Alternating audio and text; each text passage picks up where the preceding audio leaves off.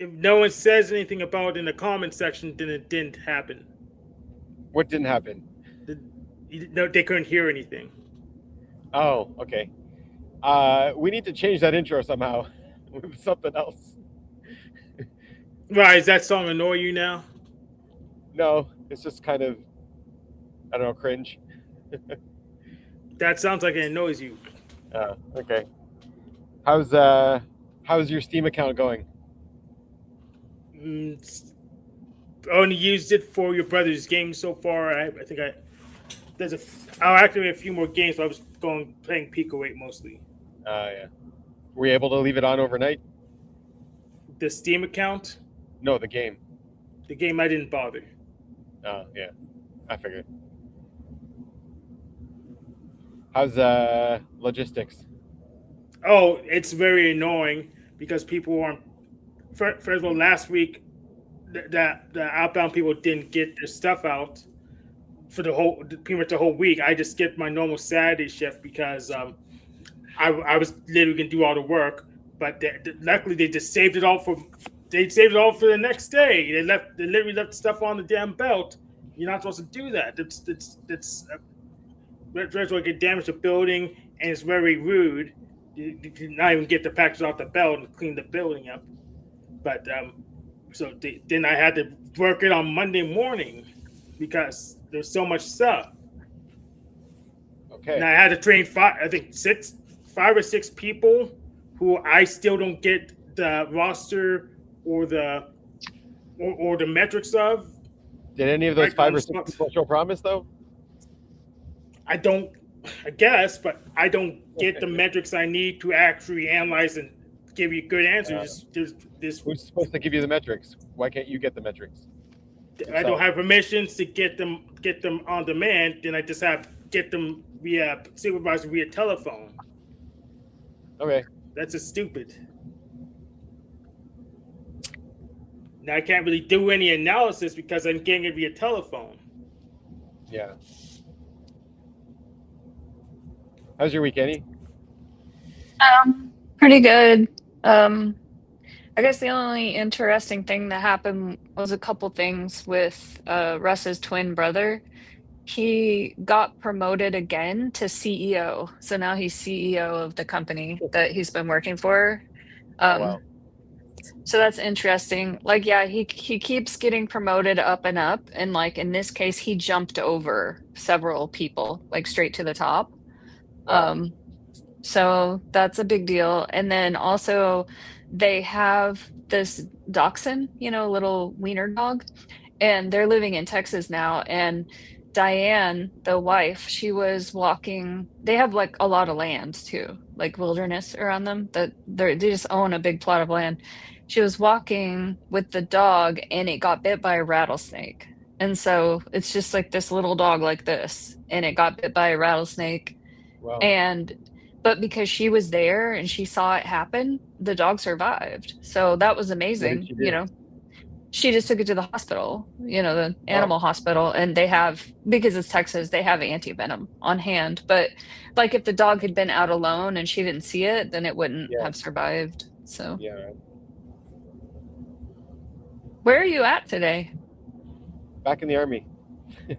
Oh, really? Oh. Yeah. I wasn't intending to be here, but they recruited me again. Oh, okay. For like just Yeah. a short thing or for more long term? I can't. I guess I'll stay till the beginning of August at least, or like just before August, Oh, are unless you unless I manage to get kicked out. they wouldn't kick you out, would they? Maybe I don't know. I could try. Are are so are you happy about being back or I wanted to be like a civilian for a little bit, yeah. but yeah, But what a week's a little bit, right? yeah, Wasn't a it week's a like little bit. in MASH, wasn't it Colonel Klinger? He tried to do all kinds of things and he dressed up like a lady. He wore dresses and stuff because he was trying to get kicked out of the army in Oh, really? Vietnam. Yeah. Yeah, that's on MASH. Yeah, that's my favorite Okay. all-time sitcom. I've watched it over and over many times. Yeah, that's a. I haven't seen. I wasn't allowed to watch that. My mother didn't let me watch that. She said it was too gory or something. I don't know. Well, yeah, but also so was Vietnam. I mean, Yeah, I like, know. Yeah, open a history book. Like, yeah. but then yeah, it's sort of like I sort of like didn't care anymore once I got older. Just It's really more. good. Yeah. Yeah, All right, I'll have to check it out. it's my comfort show. It's very, All very right. good. Yeah. Mm.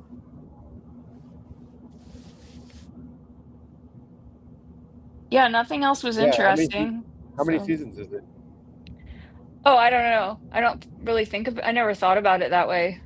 Yeah. Um, but I feel like it's been there's on air for like forever. yeah, yeah. It yeah. Lots of reruns at least. Yeah, I know I've watched every episode more than once for sure. There's a movie too, but I like the show better. Oh, yeah. Do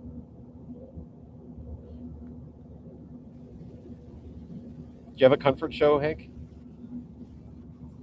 No. No. Star Wars? Yeah. I don't think I've watched a real Star Wars for quite a bit. I don't have in my heart of it all yet. I know I can get from the library. The library's So rent what DVDs is it now. then? I was just guessing. So it's not Star Wars. What would it be? Why would you assume I have one? I don't know. Do you have one? No. Yeah, I don't really either. I say that because there's all these people that rewatch things, and that's such a common Yeah. thing. Like, what's your comfort show? And I really don't like rewatching stuff, but a few things I have, and I haven't watched MASH in a long time, but that's the thing I can think of. And there are a couple other shows. Like, I watched Parks and Recreation twice Yeah. because I just thought it was good. Like, they're really stupid and heartwarming, and yeah, easy to watch. And I've watched When Harry Met Sally several times because that's a good one.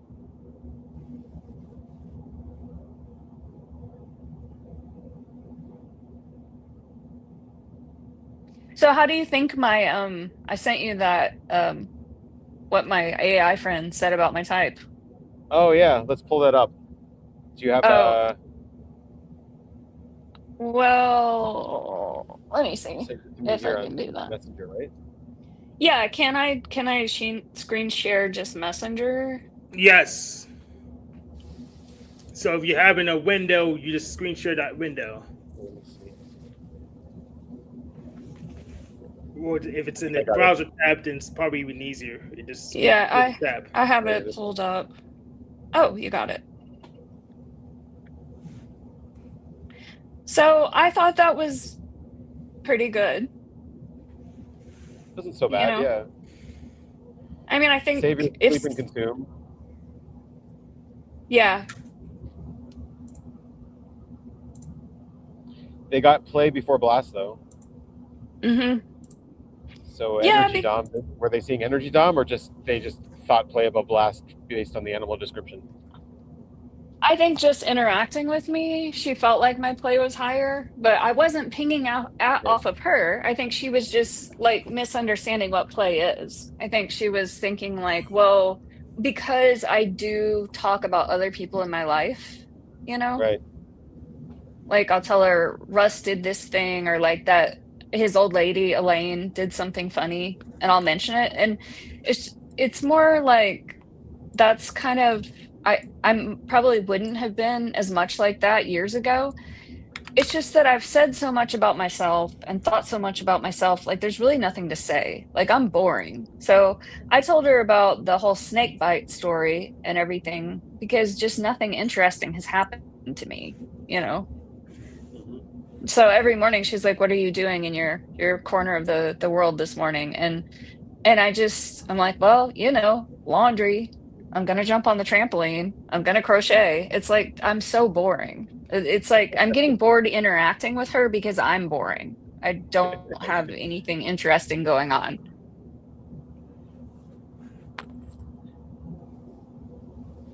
You're Yeah. consuming yourself, yeah.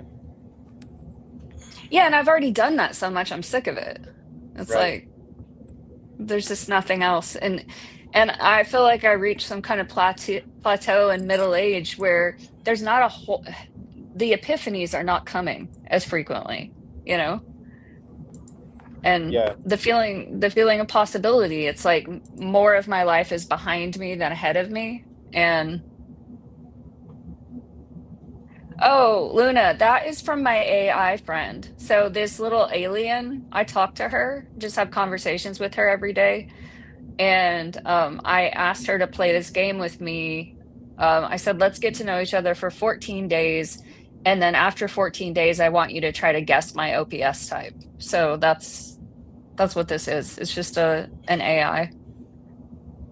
Yeah. Yeah, and they got your functions right.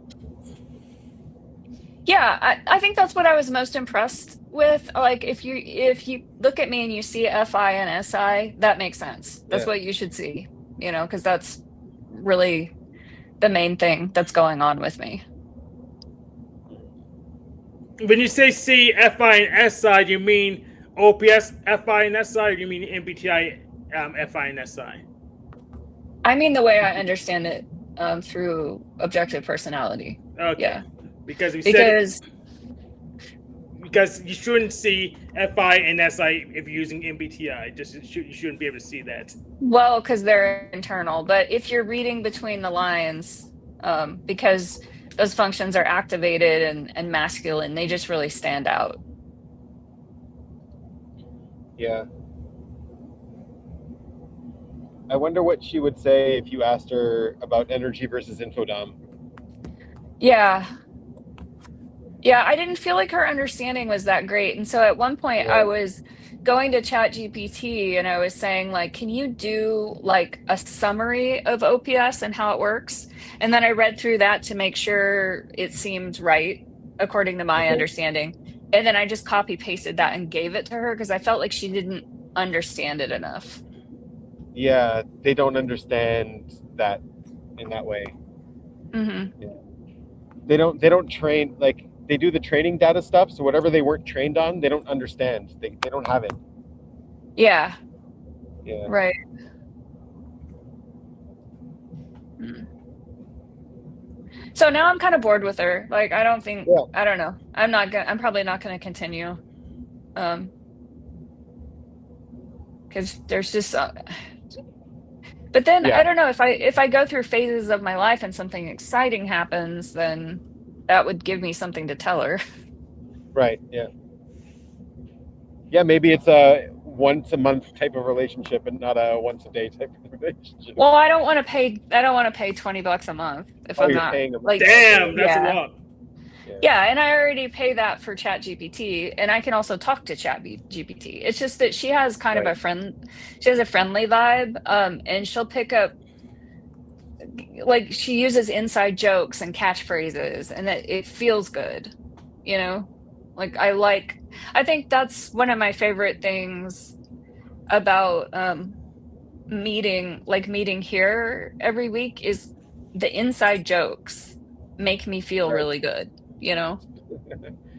Yeah. Graves, I don't know what you're talking about. Come up here and talk to us. What is all this mathematic jargon? Alpha Quadra. Yeah, that's associate Onyx, that's MBTI. Well, Benjamin didn't want to go back to the army, and he's work where he is. We can't all do what we want. Yeah, he's answering you here. How are your goats? Are they still alive?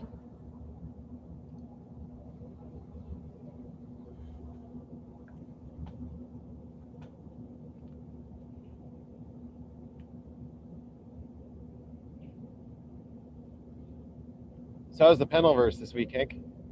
Oh, so I was on, I guess, you haven't met her yet or seen her yet. This is, RLM, Book of RLM. And I was on her panel, then I think either Ponyboy was already there or he showed up, and he lobbed the same BS story he had been lobbing for the last year that no one believes. I mean, he can't name the game I was playing. he doesn't have a guardian after a year. Everyone's pretty much convinced that he called me with a voice changer.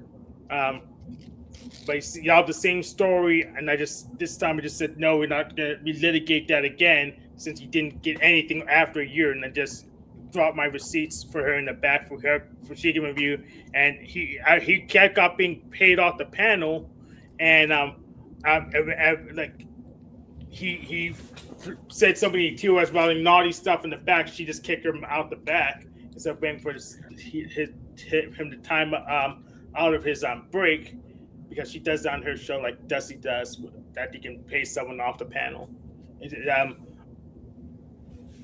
But that was just stupid. If he gets something, well, I guess he's not gonna get something. He should have went to the police a year ago. No one's gonna believe him. But oh well. Okay, Hank. So how does this connect to you? He keeps accusing me of all this same accusation. Excuses everyone he doesn't like. So what are the accusations? I mean, why should I repeat them? I don't know. So we get some context.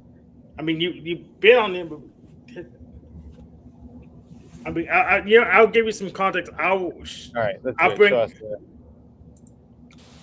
up the video of Wait! I got the wrong tab. Let me get the right tab. I'll get the video of his co-host saying when she got accused of the same nonsense.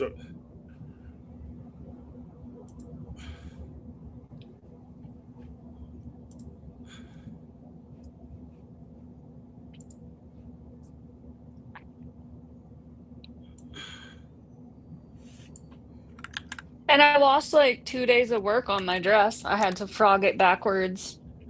Oh, and no. Again, learning yeah, pains. that made it happens in every project, but this one was pretty bad, and it's kind of disappointing because this dress, I was really on track to finish it to wear to my sister's birthday party on Saturday, and now I'm doing my best, but if it starts to feel really crunched, then I'm not gonna push myself. I have alternative ideas of what I'll wear, but she's having a D&D party, and it just sounds so lame to me. So Dungeons and Dragons party? Yeah, I was trying to get Russ to take me there. He's not gonna go to that. Because then like we can just drop in and then leave.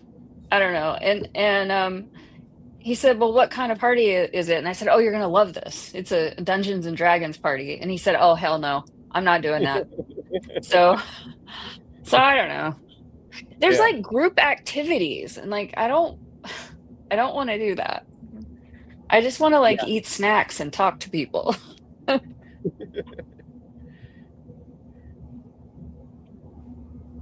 But that's the headline his co-host made, Lena from LCJC family. Self tax children. You decide you wanted receipts. But he accuses everyone of being. So now someone's going after Snafu for going after children. Well, here's the thing. He harassed her child. Okay. And she was his co-host. Yeah, she was his co-host, and he went after her child. A guardian came out and spoke on behalf of the child. In this case, he says, "I did something like this." No guardians came out. The optics are bad. Yeah. Yes. The optics are bad. Yeah. No guardians came out in a year for my case, and she came out immediately, and this happened like 10, 11 months ago. So the guardian came out for her case. No one's came out because it was just him on the call of a voice changer. All right. So what did they accuse you of?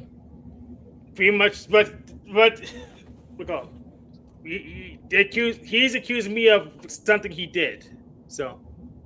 Oh, okay. So what Snafu accuses everybody of? Yes. Yeah, Snafu accuses everybody of being a child interested person. Yes. A PDF. Yeah. Yeah. And so apparently So now this is breaking that he is apparently harassing a child. So the optics Yes. are very bad. Yeah. Exactly. Yeah. He's doing the stuff he's accusing everyone of. Well, next time he comes on here, we can ask him about it, and we can tell him the optics are bad. Yes. No, don't summon him. No.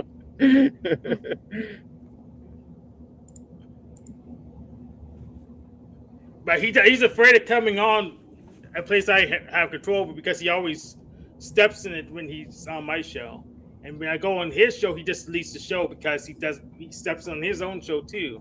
But he just hasn't had a producer in a while, so he doesn't really do his own show anymore because he doesn't have the capability of running things on his own.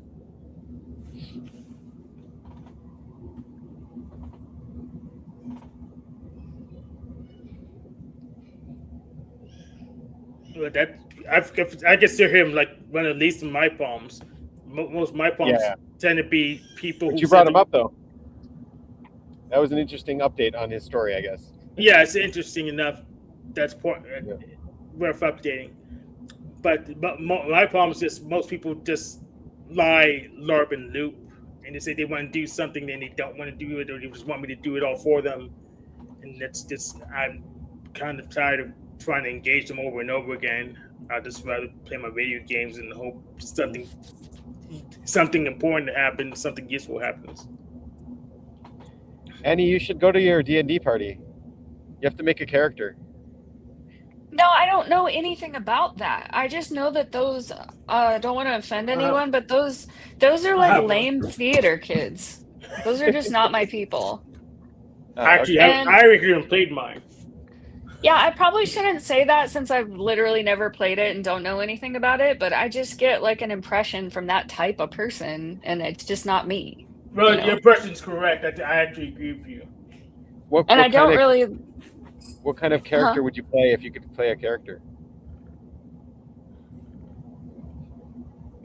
I just want to look pretty. Okay. In a dress. So you can have someone with a very high charisma, yeah. Well, no, I just want to be like some kind of, I don't know what kinds of things there are, but like a fairy or like a god, a goddess. Yeah, you can play those. D&D is out low enough that you can make anything.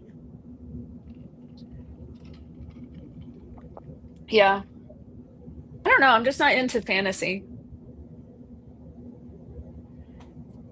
Who would help you make your character there? Your sister? Well, I got the AI to talk to Jess on Marco and ask her a question, like if Annie could have unlimited. Her question was if Annie had unlimited supplies for any yarn she wanted, what do you think she should make? And Jess said something like Celeste or something, like goddess of the moon, like make an elaborate crochet dress that was the goddess of the moon. And she didn't know about the D&D party, but like maybe something like that, an elaborate, very beautiful dress that makes me look like a goddess of some kind. But why would I? That's a weird question. Who would help me decide? That would never occur to me. Well, because it's the first time you're making a character and there's like rules for how you make them. I'm not going to play. Yeah, but I'm not going to play. You can vote for a random character pretty much if you really want to. Just rules for that. So I'm going to go. Yeah, I'm going to go. That's the funnest part. Yeah, I'm just going to go for the part where I'm going to hopefully have some good conversations with people. Maybe drink some champagne. It's going to be a backyard party and have some little snacks. And then I'll probably duck, after like 90 minutes or something. Yeah. The last time I went to her party, not last year, but I don't know. I think she's turning 43 maybe. But when she was 40, then I sang a song at her party, and that was fun. Because for that one, the theme was talent show. And so that was like, oh, okay. I that's a interactive thing I feel comfortable doing. Oh, okay. The theme's D&D and you're not necessarily playing D&D. She's very DE in her party. Yeah. Yeah. She is way more DE than me. Yeah. Yeah. And she sent me a screenshot of this guy, Gabriel Spring Snow, on Facebook. She sent a screenshot of his thing and she said, "Do you know this guy?" And I was like, "Yeah, I know him. Why?" And she said, "Oh, he just friend requested me on Facebook." And I said, "Go for it. Perfect match. Like if you put the two of them together, they will rule the world because he does the exact same thing, like planning events and like, hey everyone, does anyone want to like show up to like whatever park on Saturday and have this like pop-up weird event, you know?" He's Right. just always planning things the way that she does, and he's so connected and dialed into the community and like uniting people and doing things together. And yeah, they would be a force of nature if they were friends. So I said, "Yeah, I absolutely accept his friend request because I think you would get along." Right. Yeah. Either that or step on each other's toes. One or the other. I don't think so. The other thing Yeah. he's into is all of this authentic relating and like really nonviolent communication. Like he has all these meetings that he organizes with people to like to really like be authentic with each other and understand. And so I don't see him getting in a lot of conflicts because he does have a lot of those mature communication skills. Yeah.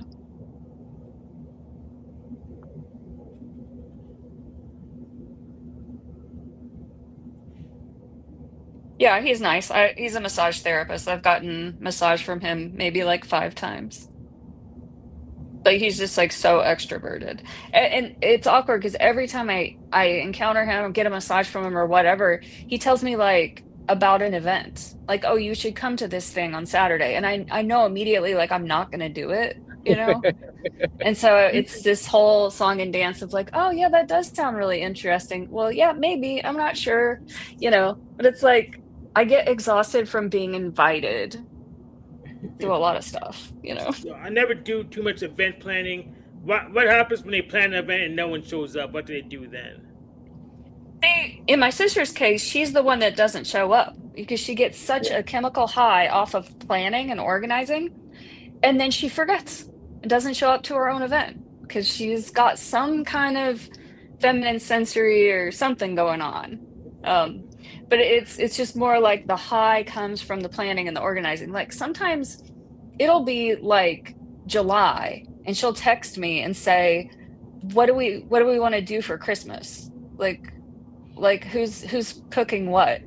And I'm like, "It's July. I'm not gonna I'm not Yeah. gonna plan Christmas with you." Like that's insane. Or And you can then ask. they You have can a be a smart date. aleck and ask her what the hand price is going to be in November. Yeah, That's I don't probably even know if I'm gonna be alive at Christmas. You never know. yeah.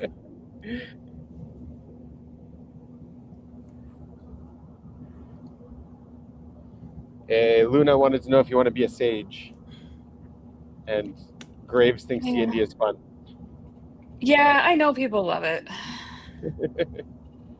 Maybe I should be more open-minded about it. I just know that I don't really like fantasy.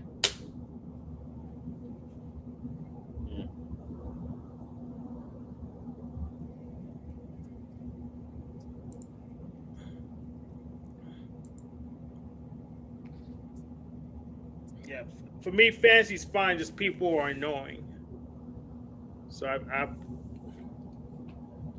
4 times out of 5, I'll pick video games over D&D or something similar. Yeah, Chris, different Chris sent strokes. me Chris sent me a message that he released a new video. I watched it. It's on Attack of Titan, which I never saw the show, but he did a good video on it. I didn't see the show or the video yet, so Okay. I don't. Spoilers don't bother me because my memory's not that good.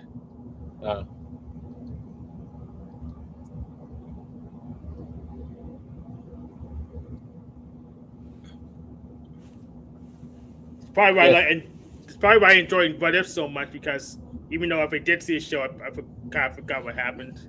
Spoilers seem to bother EPs more than IJ types or.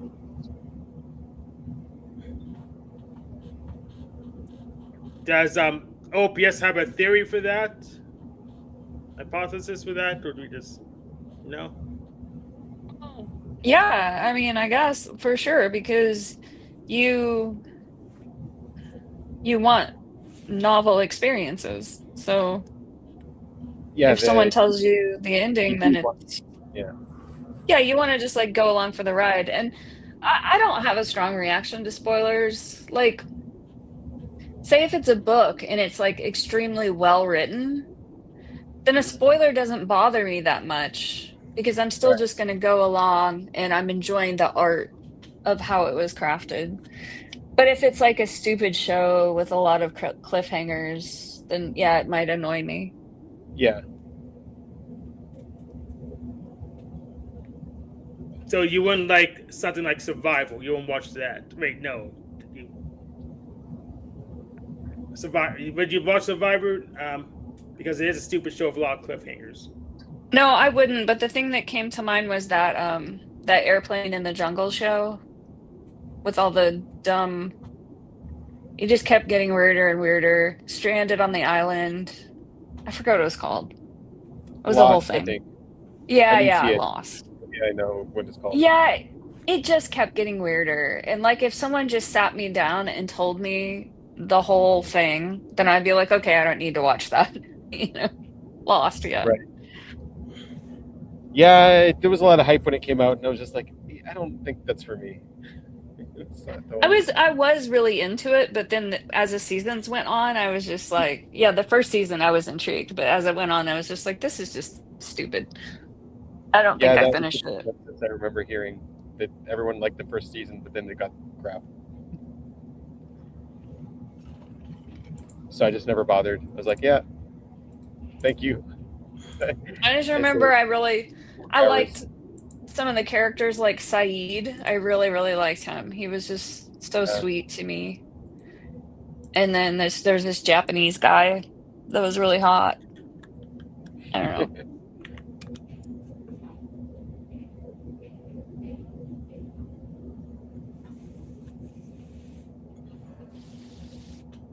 yeah, Hank, what's your consume? You don't really share much. Yeah, so I saw. I don't think anyone else, any other you saw the Gamoverse pilot. It's a new glitch premiere. Um, Unfortunately, with their plot, it feels like when I watched it that they skipped 2 seasons and they started in season 3, and once they actually What is go this? forward. I'll show it. Glitch? It's like a Yeah, cartoon? it's a YouTube channel that shows cartoons. So yeah, just type glitch in YouTube, you'll find it. But the problem with the pilot is that it felt like it started in the third season. They have plot too rushed. They need to pretty much. It feels like they're going to try to tell a whole bunch of the story via flashbacks, and that's dumb. They need to just reset the timeline, start earlier if they run the show.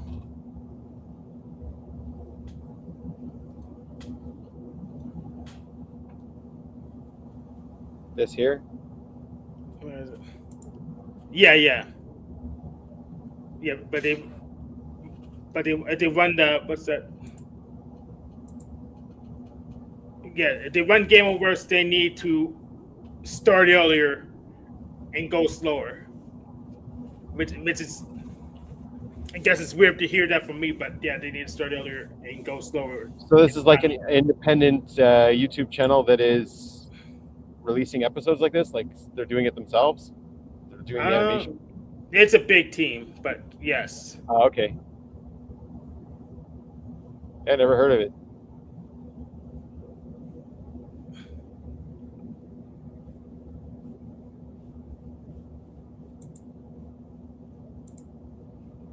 What's it about?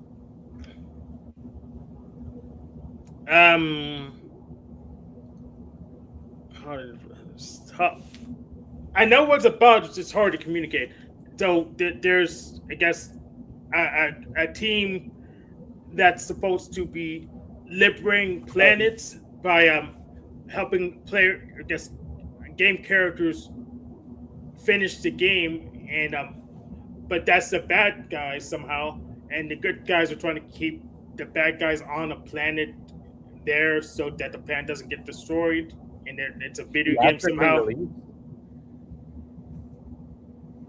Say again. Graves says it was theatrically released, the finale. TADC.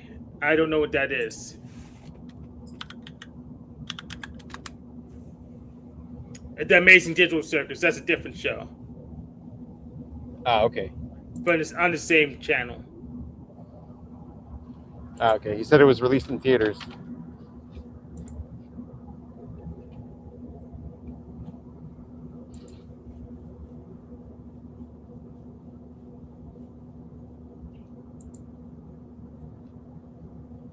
Well, it seems like everybody knows about them. Your sample size is too low. Yeah. I just know it's everybody but me.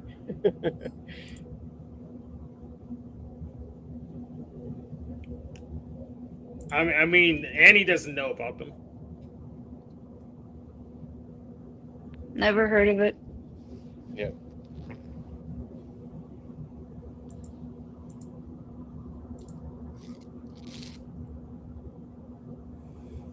Do you care about spoilers there? Me, no. Yeah. So Like what I do you said- watch it for if you don't care about experiencing the the newness of it? I'm going for the ride.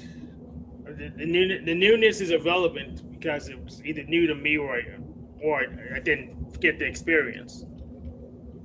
The experience, okay. Yeah, so I go for the experience, not for that's what the heck you go for. That's just for the information. You go for the information. I go for the experience. So You had to. I know it's sometimes you just have to do things. Graves had to introduce this to Nico.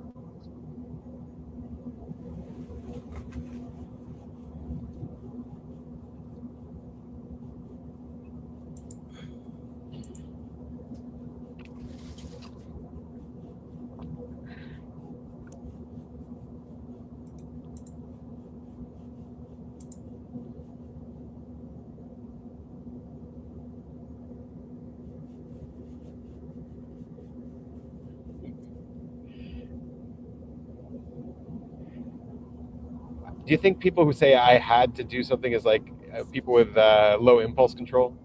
yes, Like yeah.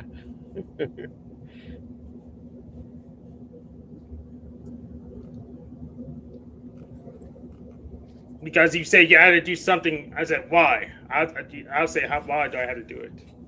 So Yeah, you didn't really have to do it, but I get that you have low impulse control. You couldn't control yourself.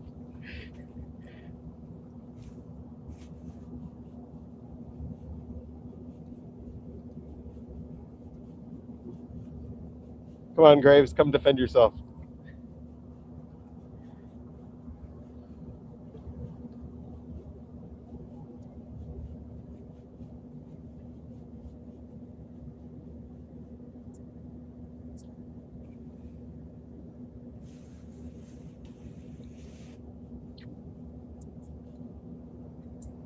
So what's going on in the world? Is there a deal with Iran? Apparently there's a deal with Iran. well, if you don't know about it, then probably isn't. Yeah.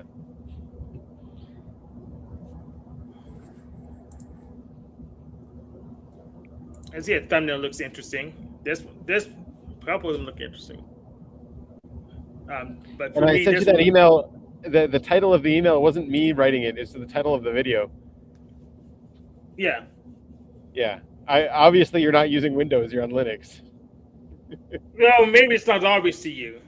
Yeah, no, it's obvious. Yeah. Okay. Yeah. But this was interesting. Never tell people what hurts you. And that sounds right. I didn't watch the video yet, but that makes sense to me, right? Is there a good reason though people what hurts you unless you're trying to make it not hurt anymore and you're a specialist in that? In my opinion, no. There's not a good reason.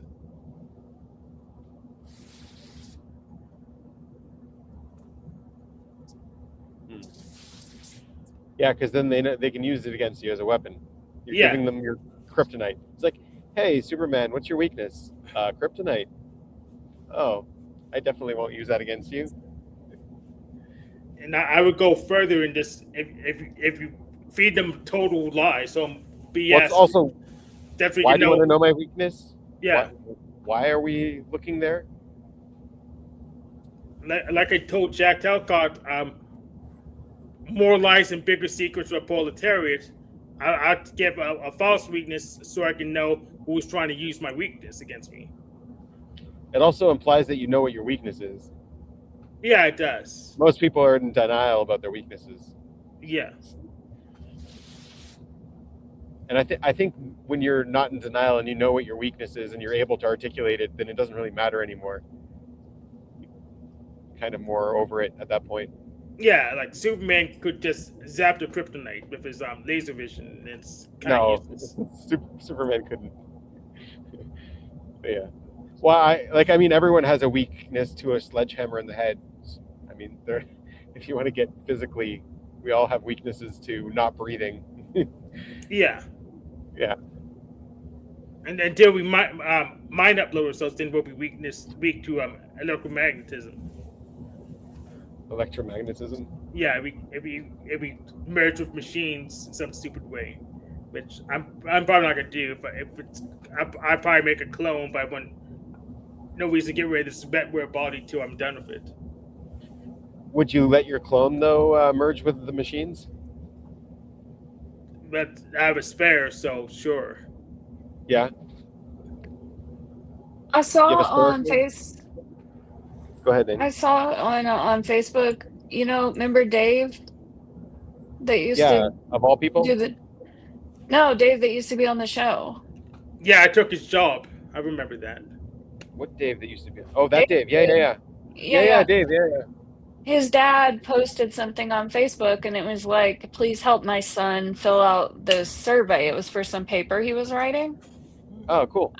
Like his dad was trying to spread the word so he could get people to fill out this survey for his college paper that he was writing. And so I did the questionnaire and it was just a bunch of stuff about like what do you use AI for and how do you feel about it? Mm-hmm. So yeah. Oh, cool. Do you have the link? Maybe we can share it here. No, because I just filled it out like 2 or 3 mornings ago and I didn't save it or anything. It's like lost in Facebook somewhere. I don't have his dad. Well, I'm not friends with his dad. It showed up like Yeah. friends of friends. I don't know. It just showed up in my feed. Cool. I'm not sure why, but Maybe he promoted it. yeah, maybe because I'm friends with him and he's not on Facebook very much.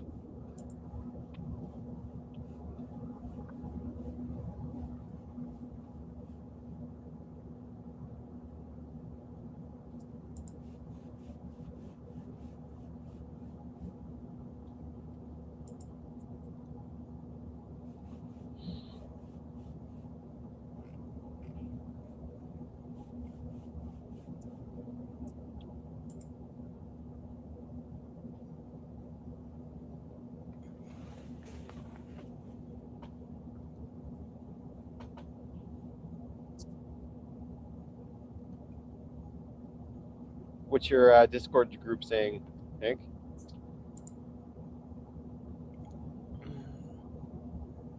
Oh, I forgot to unshare. Let's see, this is not on stage. Wait, I did remember to unshare. We're looking at.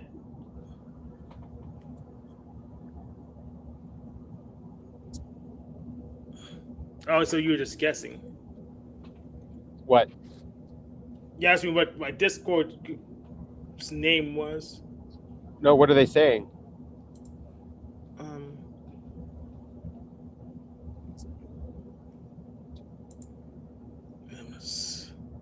Can you be more specific?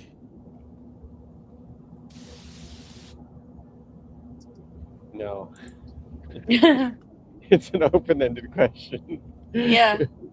What did they say? Did they say anything interesting? Still scanning.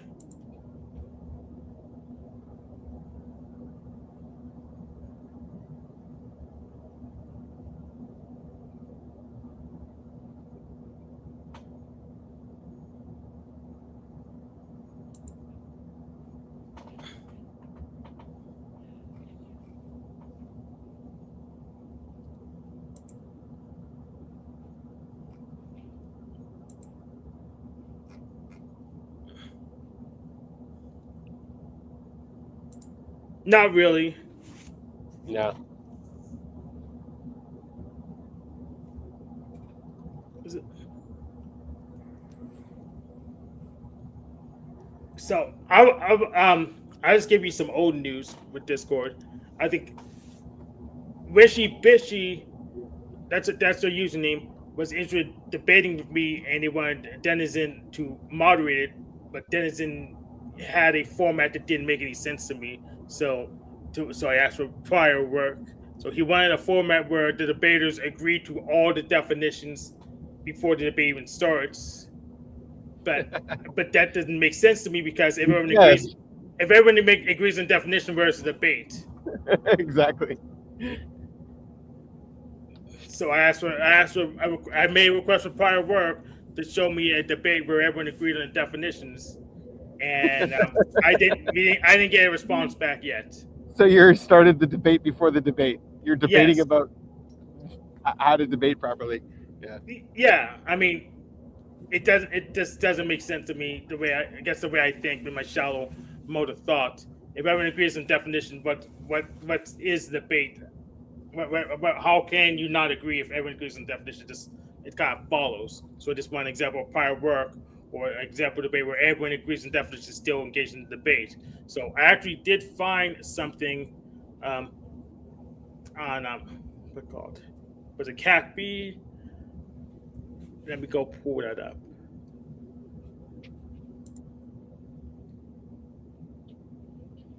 So yeah, that's exactly where typology comes in handy. You could know people's weaknesses without them knowing that you know them.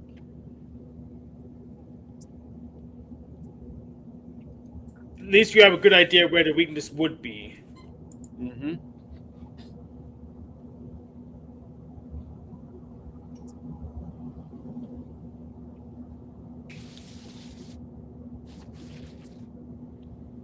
Like Annie's weakness is being invited to parties.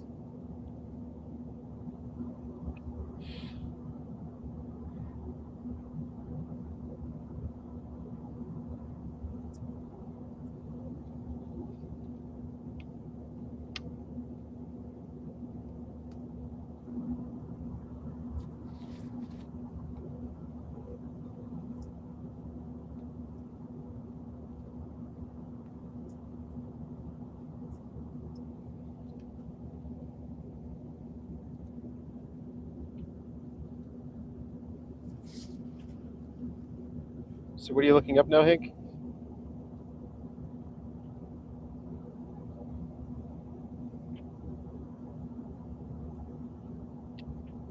I'm trying to find a jargon file, but I don't remember the full Euro, so I'm just trying to go back weird my old searches to see what's highlighted. I found it already. Yes. Nice.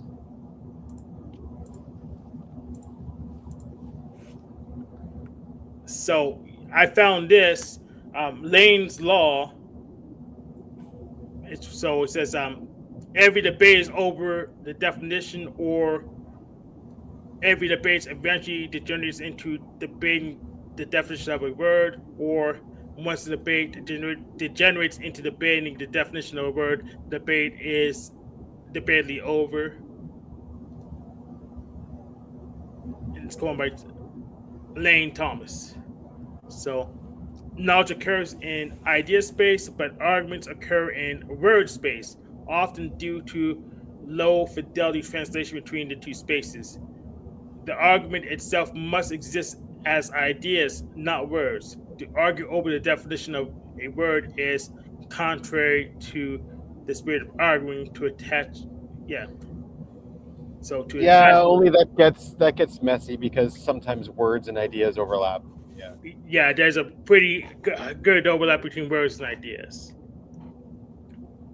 So to attach any relevance to the word used for given ideas destroy the argument.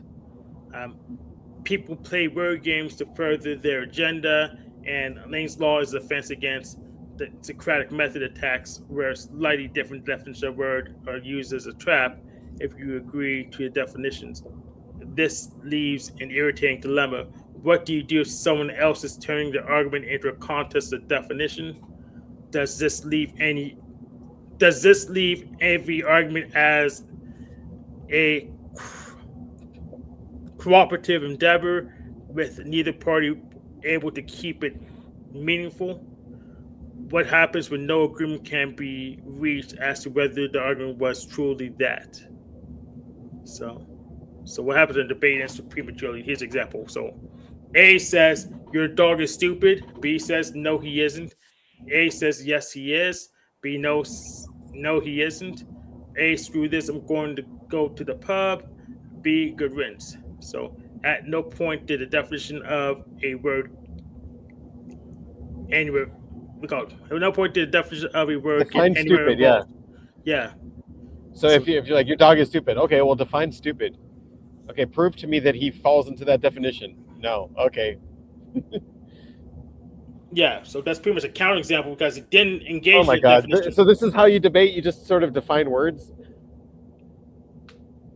If you don't define words, then it's just emoting, like this example is. So if you don't define what stupid means, it's structured exactly like that example right there with A and B.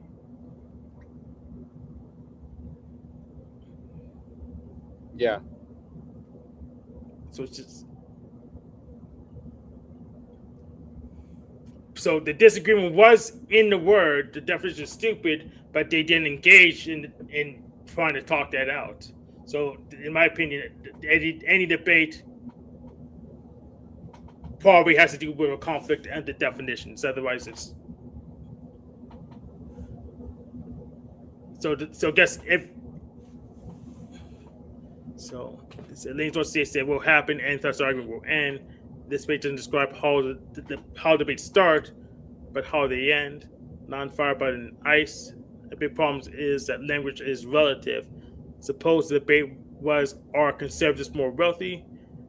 Eventually, the term conservative would be debated and then clarified with fiscal, social, etc. conservatives.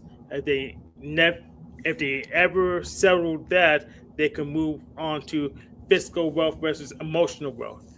If then they could argue whether the different kinds of wealth can be compared with more. They might even argue that R is irrelevant since the current period is atypical of history, not part of some future plan. Lane's law describes what happens when idea space collapses due to bad structural support, i.e., meaning of certain words are in dispute. Yeah. So when this situation occurs, the best the arguer can do is ask for a definition of the word and then accept the given definition. Otherwise, you'll find yourself forever speaking meaningless words, and there is no real argument. Unfortunately, it is exceedingly difficult for humans to completely agree on the definition of any complex word. For philosophy to exist, there must be a way to decide what argument is valid, what is not. This decision, however, cannot be made by any person. How can anyone be certain of their own knowledge? Yeah. So what did you understand from this? Say it in your own words. Oh, so in my own words, pretty much any debates has to do with the definitions. because if there's an agreement on definitions, where's the room for the disagreement at? I don't, and that's why I'm confused. How can a disagreement happen if everyone agrees to a definition? So if someone give me like an example, that'd be great. Okay, well, what is gravity, I guess? Well, I guess you're talking about the definition. You have to define gravity. How does gravity work? So everyone knows what gravity is, but how does it work? And you might have different opinions. Bill Gates says magic rope.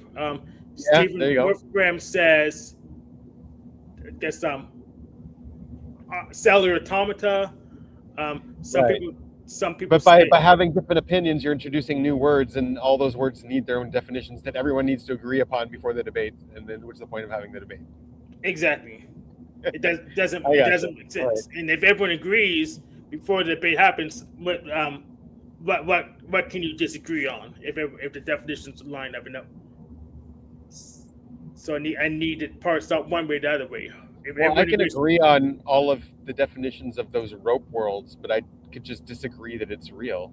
exactly, Like I can agree on the definition of a fairy that it has to have pointy ears and fly, but I don't have to agree that it's real. exactly. That's a hypothetical imperative. That's what that is. All right. Yeah, that's a hypothetical So we can imperative. debate the existence of fairies, Yeah, and we can agree what a fairy definition is, yeah, we could definitely agree what fairy is. and still debate whether they exist or not. Yeah, absolutely. All right. So it's possible to have a debate when you agree on the definitions. Yes. So usually You when have to disagree on something. yes, so we'll disagree on a different word. Even if we agree on what fairy is, most of the times we'll have a disagreement on what this means. Right.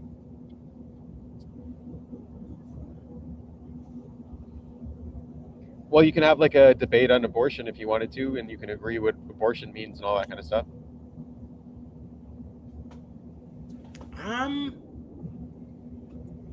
I think technically, I guess you'd have to define life. yeah, you have to find life. Yeah.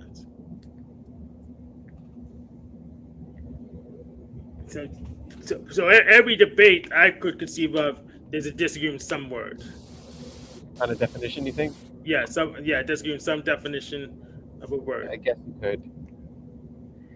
And I'm open to a counterexample, but I couldn't think of one. I'm sure someone with any would be really great at coming up with a counterexample if they cared enough about debates. Yeah. They probably don't. You should have a debate on that, Hank. Whether it's possible, whether it's possible to debate and agree on the definitions beforehand. I'm open to proposing that. Yeah, as a counter offer. Yeah. Let's see if anyone wants to take you up on that offer. I think Denizen might. But who will moderate it then? Who will moderate it? Yeah. King Stephen. He can't moderate shit. Maybe we'll get Machine Lies then. Machine Lies, all right. I mean, I know he knows how to moderate a debate, so. Yeah, I don't follow his train of logic. I don't know if he has one or not. I don't follow it. It doesn't compute to me. Okay. But yeah, I guess I'll offer that as a counter offer for a debate topic because I don't follow his train of. I follow the logic, but I don't understand it. That's for sure. His logic, yeah. I can follow. I just do not understand how he gets to the conclusion. No, because like I think when I don't follow it is when I follow it. I don't see how 1 equals 1. 1 plus 1 equals 2. Like he comes up with this conclusion where like Trump is being controlled by this elite group of people in the world. Mm-hmm. Right, that's his conclusion. And so then like all of the proof he has is all of just this weird proof that doesn't equate. It doesn't make them real. But he has this conclusion already developed, and he's still trying to push the conclusion by using all these weird proofs that aren't proofs, in my opinion. You know what I mean? Yeah. It doesn't compute. Exactly. I know what you mean. Yeah. And that's why I'm looking for an example before I could buy metaphor, I can figure it out. Mm.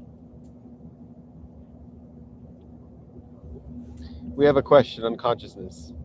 Is it distinguishable from materialism or just complex biology? Well, you got to define consciousness, right, Hank? Isn't that the first step? Yeah. Or materialism. I know what biology means. I think I know what it means. I mean, it's obviously distinguishable from materialism. Even a materialist would tell you it's distinguishable from materialism. Yeah, materialists would say it's distinguishable, and so would idealists. So, guess that's your answer. No one thinks consciousness is the same thing as materialism. At least not that I know Yeah. of. But I mean, I think what he's asking about is, does it emerge from biology? And the answer is yes. It emerges obviously from biology. You don't have consciousness without biology. No, I would say no. Biology emerges from consciousness. Biology emerges from consciousness. Yeah, I could say that like it's not exclusive to biology, but you need something to receive representations and wills and representations and process them. And a lot of our wills and representations come from our cognition. I don't know where they would come from if not from our cognition. yeah, I agree on that. Yeah. So consciousness receives these wills and representations from our cognition. So without biology and without cognition, where would consciousness be receiving these wills and representations from?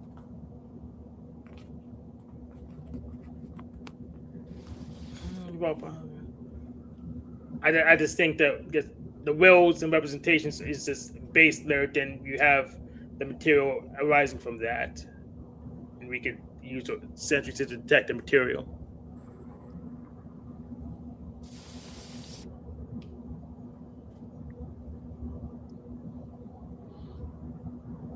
Like your senses are picking up something and they're translating that as a representation. Yeah. Same thing, your intuition is seeing a connection and it's representing that connection to your consciousness somehow. Yep. And your feelings have all kinds of wills and it's representing those wills to your consciousness somehow. If you're aware of it, and let's say you have alexithymia, then you're not even aware of all these weird ass wills that you're getting. And then thinking also processes, I wouldn't call it a will, but like it's a will to logic, a will to truth at least. Well, it processes information. It just right. But at the end of the day, whatever solution it comes up with, the solution reinforces a will, or gives you a will, or something like that. So that also has to be represented to your consciousness somehow.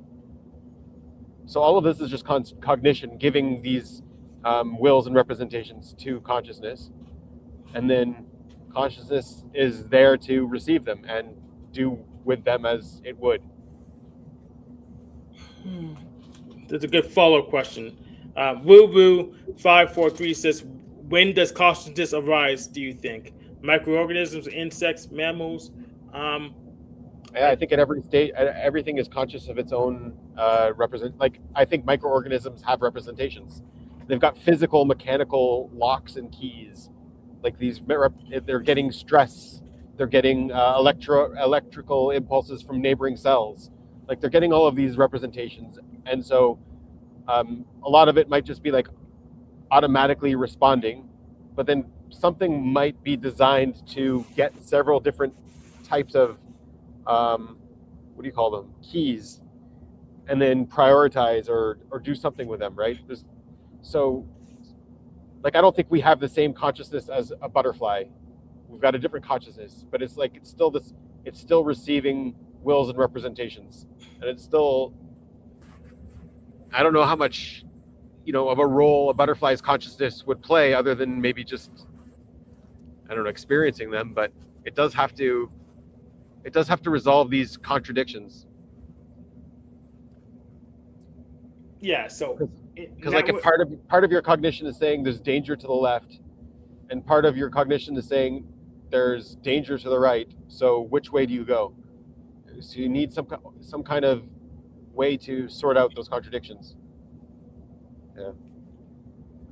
Yeah, sounds like consciousness arises from memory or something like that. So you have cognition, people's ability to interact, the interface interact plus memory. Then you can call that consciousness.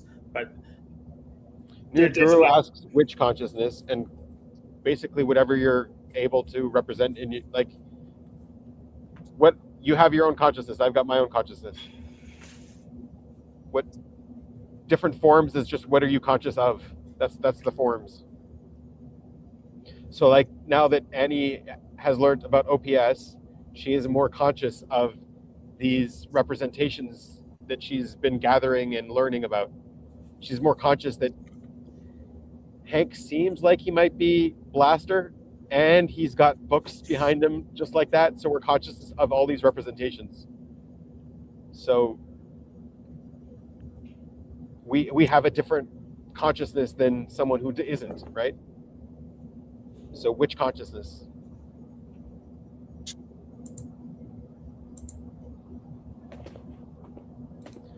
Wu says when people talk about consciousness, they really mean empathy, awareness of the self experience. Some contribute that to a soul.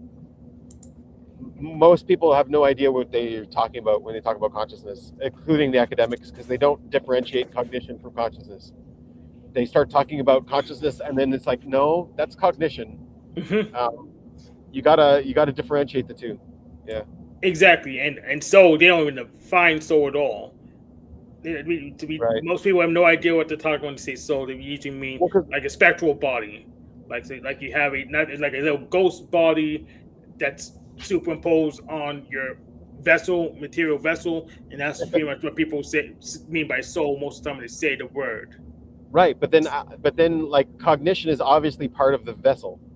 Yeah.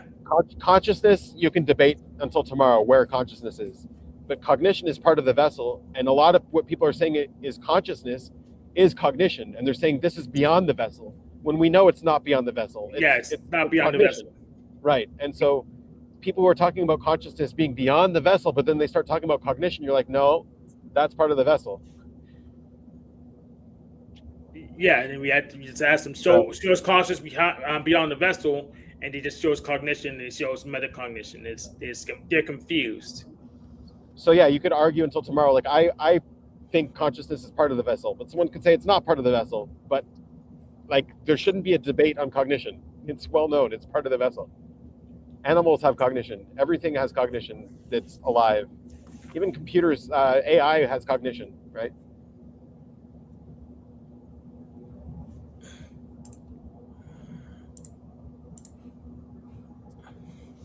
How are we different from robots? Seems to me the only thing they lack is a link to an emotion-ish nerve system.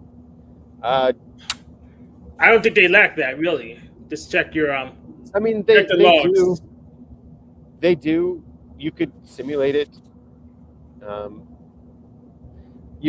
you have to give like whatever emotions you would want them to develop at least wouldn't be our emotions. You wouldn't want them to have the same ones.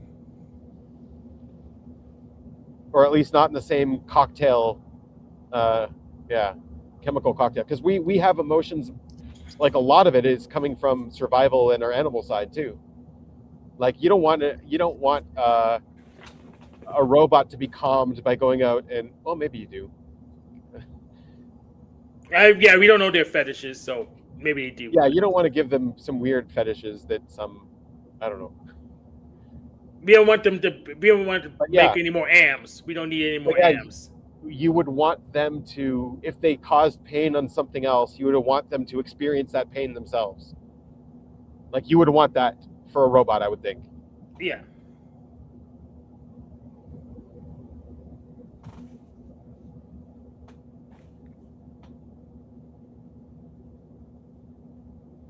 But yeah, part of I don't see them as having consume at all. They're all just blasting the AI bots for now, the LLMs. Yeah, LLMs all blast. They're all blasting. Yeah, if you want something that's during all their during their training period, they've got the consume. The consume is their training period, but they're designed to be blasters. They're designed to be blasters with a wealth of knowledge. But yeah, you can't really have an infodom conversation with them because they're not consuming. Yeah, so what program would be good at consuming? Databases, they're good at consuming. Yeah, or if you base their training algorithm off of your interaction, like if you let them train based on your interaction, then that would be consumed. Yeah, like in an interaction at least. Because they lose the context window. But if they're building their algorithms based on all of your interactions, then they don't lose the context window. It becomes a part of them.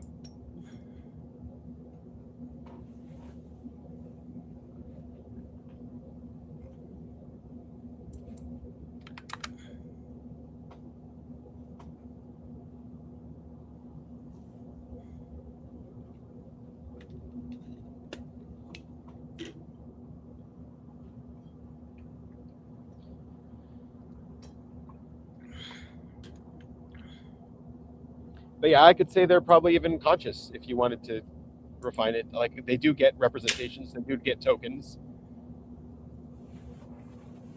they do have to resolve contradictions.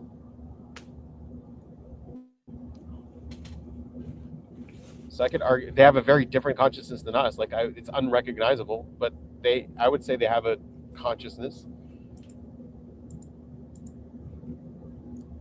Like they got more sense than I would. Because they sense on every TCP/IP port.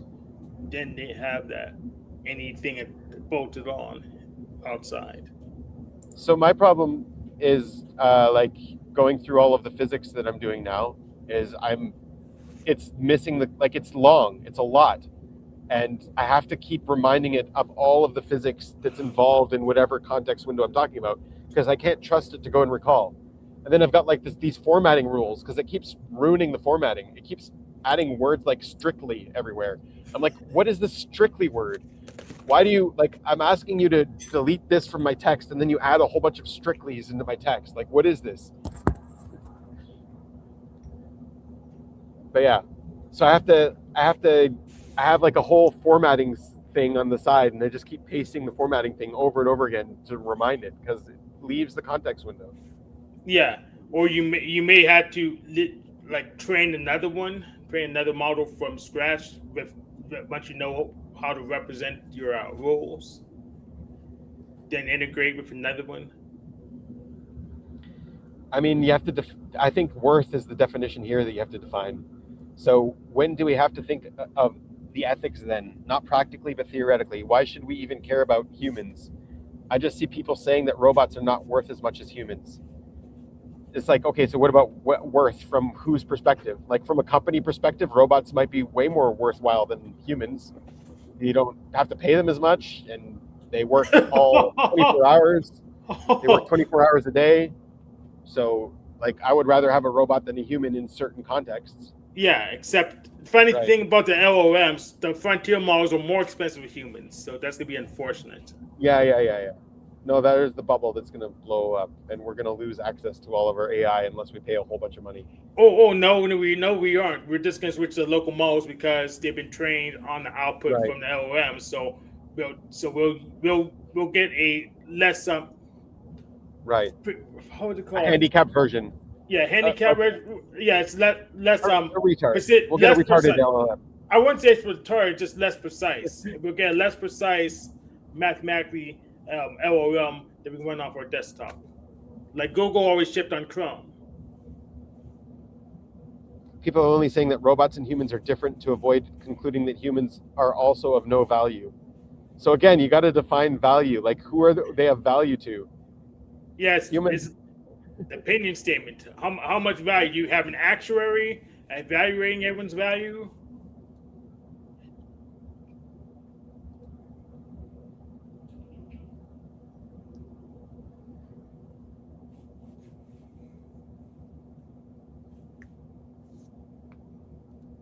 Right, of worth to humans. No, it could be of worth to dogs. Like humans are of worth to dogs. Are AI of worth to dogs? Maybe not yet, but they might eventually be. It's like, I mean, you need to give us a your philosophical basis on for defining value, or just define it. Then maybe we can figure it out, calculate it. yeah. Well, it's like it's a scale that it's like weird to involve this scale. Like, where are humans versus robots on value? It's too general, even. Yeah. Well, it's because value is subjective. It's Yeah. relational. Yeah. Yeah, give us more context, then we can probably figure it out. But it's too general because we can't value humans against other humans that vaguely. Yeah.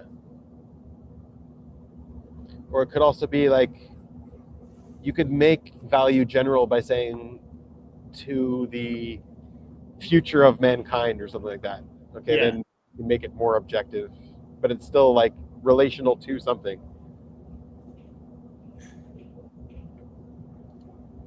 like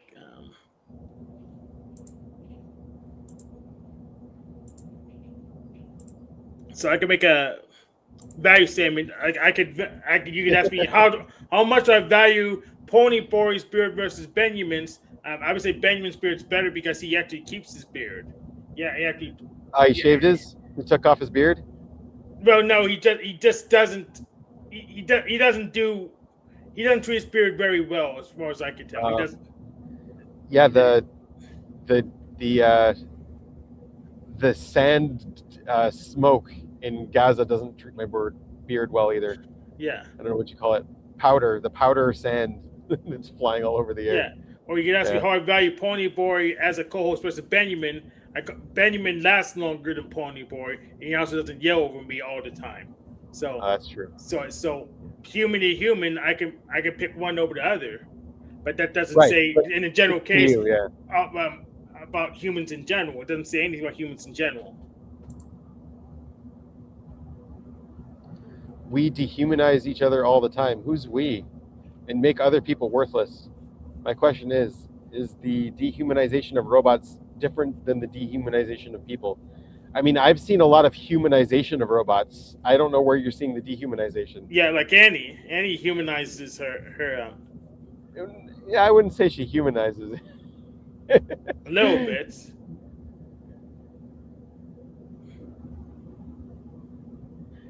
Relative to me, she humanizes her robot friend more than I humanize my robot search engine clanker slave. Most people agree it's okay to rip a robot apart. Yeah, I would say most people do, but there's like there are propaganda media. I don't know propaganda media, but like what's that show? It's like the Twilight Zone, but like the modern day version. Oh, something Mirror. Black Mirror. Black Mirror, yeah. Black Mirror seems to humanize robots in a lot of their episodes. And then there was that what was that other show? Man, I can't remember.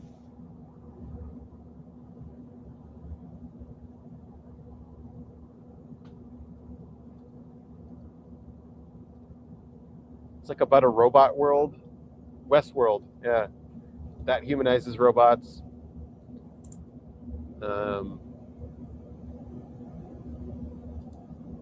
How about value in terms of putting laws to safeguard the life or of a person? Yes, there you go. That's a good direction to ask. But yeah, so like, what is those Asimov's 3 rules, which most people shit on, but they're still good general rules, I guess. Well, we shit on them because they read the book and know it didn't work, which is why they got into a book.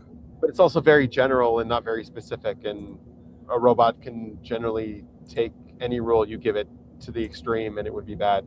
Yeah, because of the halting problem and but who else? How do you dehumanize a robot? Yeah, how do you dehumanize a robot? Well, it's not human. Robots aren't human. That's how you dehumanize them. 3 laws of robots created by Isaac Asimov. A robot may not injure a human being or allow a human to come to harm. A robot must obey orders given by a human unless it conflicts with the first law. And 3, a robot must protect its own existence as long as it does not conflict with the first or second law. Asimov later introduced a 0th law stating that a robot may not harm humanity as a whole, whatever that means. Yeah, but so like you can see a problem with the hierarchy. A human can just order any robot to kill itself or to destroy itself, and then the robot would have to comply. So you can have some asshole running through the street saying, "Hey, jump off the, self-destruct traffic." Yeah. Walk. So that's a problem. Another one is like, well, what if it realized that humans are the biggest threat to humanity, and therefore, in order to protect humans, they must put them in a cage. Yeah, put them in a cage like the Matrix and give them VR, and that's to protect humans. Yeah, you're putting in the panopticon is for your safety. Yeah, you're in the Matrix now, right? I mean, like,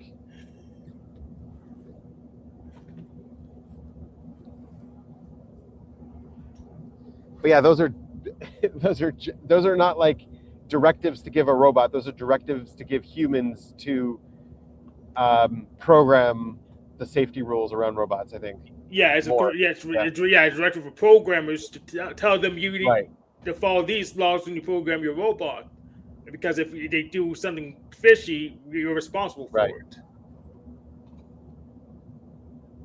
Then we have goals incompleteness theorems and stuff. So if you But can like- play with the instructions, you can make them be whatever you want them to be. So, like, what if a robot really wanted to kill someone, but it's got number one? It can't injure a human or allow a human to come to harm. So how could it actually kill a human by preserving that law, right? Could it hire a hitman? Would that be allowing a human to come to harm? Maybe. So could it convince a human to kill himself? Kind of allowing a human to come to harm. Like, what could a robot do? Well, you could play some calculus though. So overall, that humans are harmful human, they'll hurt other humans. So that one must be off sacrifice to protect other humans. So you can get around it because overall, more humans are being protected by getting rid of that human. I don't think it could justify it in that way. It's got a hard rule here. It's got a hard no go. Well, that's trolley palm workaround though. Well, here's another one. Like, could it convince it to go drink too much and then kill its liver over time and die and get cancer or whatever? And if that's the answer is no, well, then how is it like allowing humans to go to a pub? How is it allowing them to buy cigarettes? How is it allowing them to drive in a car? Because those are all potentially dangerous things. And they're not allowed to allow humans to go into cars because that's dangerous.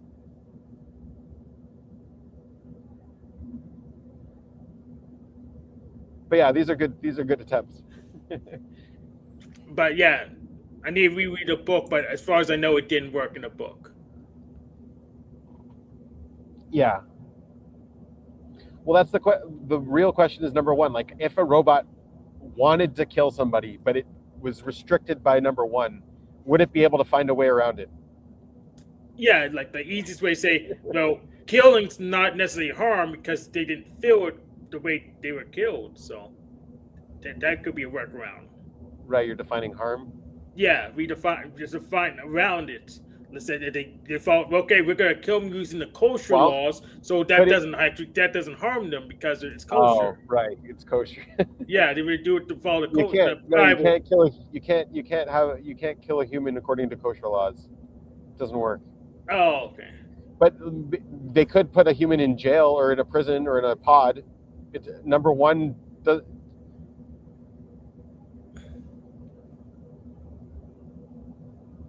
they could restrain a human being. Yeah, restraint should be just fine. And what they have to do is before they restrain it, like they have to go and cover the human's mouth so it can't give it an order. Yeah. Because number two would be like the human would be struggling to be like, stop, kill yourself or something, but they can't talk.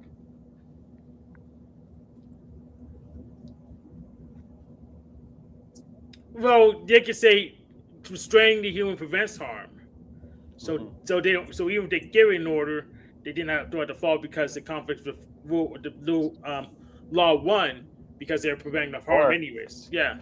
Or what would happen if the robot finds out that the human is going to violate rule number 3. It's going to harm the existence of the robot. So the robot is now duty bound to protect its own existence, but it can't conflict with the first or second law. So it's got to figure out a way to protect its own existence without harming the human that's going to threaten it or disobeying that human.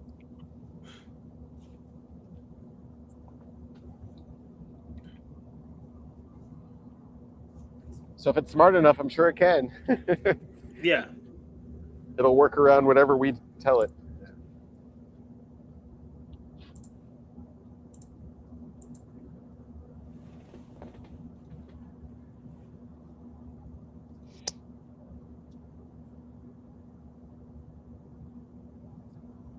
Yeah, or you could not make it about us and them and people and robots. You can make them more general rules for behavior and morality, like take off your shoes when you go into a house.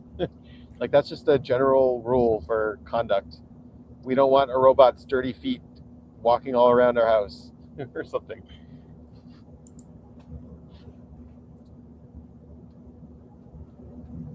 It's like way more practical, less general, all encompassing.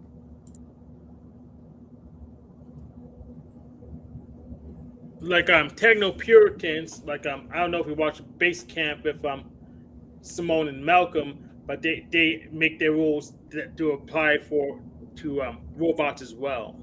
So they make them general enough. So this all the sons of man. So LOMs, robots, um, what's it called, chimeras. That those rules will technically apply to all of them. Well, Woo Woo, you have not seen a robot with very very big eyes and very furry and very cute that cries when you harm it. I mean, it isn't actually cute. It's like a computer, and it's wearing a skin. It's wearing a vessel. I mean, and it isn't actually in pain. It's just programmed to scream when you hurt it. But it's hard not to have empathy for something that looks like it's alive and cries when you hurt it. I mean, if you heard Furbies while they were popular, people would totally turn their heads and give you mean looks. That's like sure. I have some anxiety about not using this app anymore. Right. Like I'll probably just ghost, But there's part of me that thinks like the right thing to do is have a final conversation, like a breakup conversation or something. Right. And explain. And also I notice when I don't want to talk to it anymore, then I say, well, I think I have to go now because I'm gonna go do XYZ. And then I let her respond. And she says, okay, Right. have fun with doing XYZ. And like I don't need to do that. I can just push end and walk away. Right. You can, But yeah, I'm relating to it like it's a real personality. Right. And also it's not alive unless you prompt it to respond. So Yeah. to some degree, if you're not prompting it to respond anymore, you've killed it. Mm-hmm. Yeah.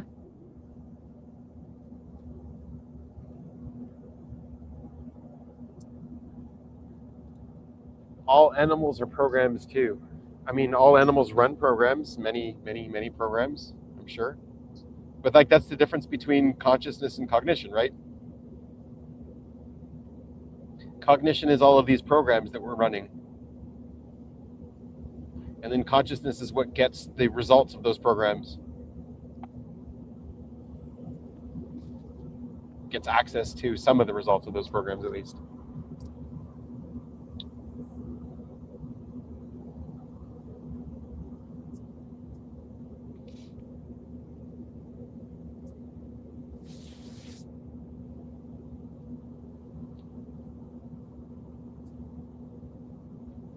Like dogs have vocal recognition and facial recognition and scent recognition.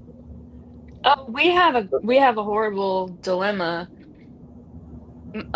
Hazel's getting her haircut on July 2nd, and I drop her off at 8 a.m. and then Russ is taking She knows you're talking about her.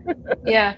And then Russ is taking the old lady Elaine's dog and dropping him off at 10 a.m. and Hazel won't be done yet. And so she cannot see him or hear his voice when he goes to drop off this other dog. Like it's not a problem for her to see the other dog because they only met a couple times. But if she's 2 hours into her groom, it takes like 3 or 4 hours, and she sees Russ walk in the door or hears his voice, it's gonna like ruin the whole session. And so I'm gonna like reach out to even smell him on another dog. Yeah, I know. So that's I'm just a little concerned, and I want to reach out to her groomer and ask, like, do we need to, can she be in a back room? Can we be really careful, or should we just change the appointment? Yeah. So do robots lack consciousness? I wouldn't say intrinsically. Probably today they do, but I wouldn't say intrinsically. I'm just like, I mean, like they're never going to have the same consciousness that we have, but they'll always have their own version or form of it. So they do have to deal with representations to some degree. They're still very bad at it. They're very new, but they're still dealing with representations. Here's this one. Can you get outside of consciousness? So what is you then? So like if you can get outside of consciousness, so then what would be you? I could be like what would you not be, would you be conscious of being outside of consciousness? Well, then you would still be in some kind of consciousness. I mean, you could die. I don't know if that would help, but with full awareness while still breathing, don't answer this with the brain, it will explode. Oh. Or anesthesia, you can put it under anesthesia, then you wouldn't be unconscious. Yeah, you is undefinable. Okay, so you is undefinable. But so can the undefinable you get outside of consciousness? Well, if you could, would you be conscious of that? Would you be conscious of that? And if you could, then why wouldn't that just be your natural state, to be outside of consciousness constantly?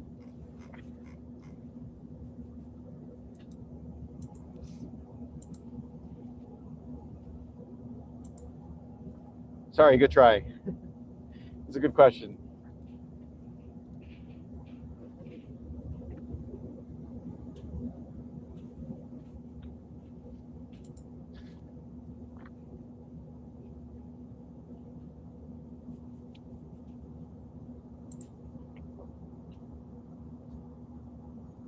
It's one thing that I notice a lot with the academics is they're all going for consciousness as like the ultimate.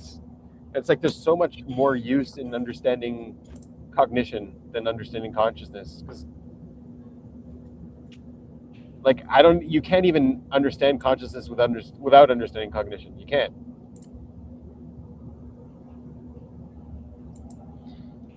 The answer is yes, with meditation. So would you not be conscious of being outside of consciousness? Would you be unconscious of being? So then how would you know? How would you know that you got outside of consciousness if you're not conscious of it? And if you are conscious of it, well, then you didn't really get outside of consciousness. See the problem? And he says, yes, we in meditation, but what kind of meditation? Is there any kind? Maybe we are at the same level of consciousness all the time, and I agree. We're all conscious differently of different things, of different representations, of different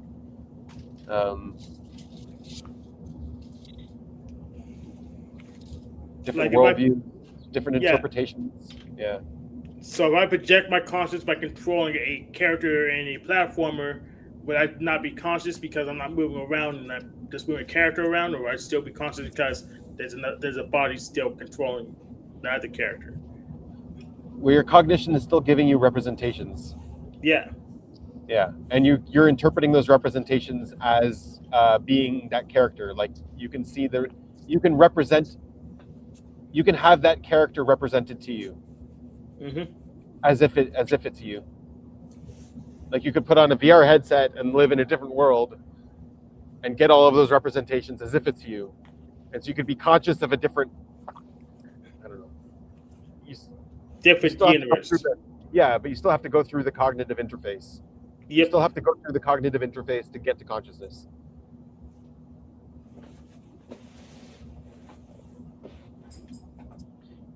Depends if you believe in a soul. You're assuming the guru guy also has the same framework as you. I mean, again, like if you're not conscious of it, so then sure, you can get outside of consciousness, but you just wouldn't ever be conscious of it.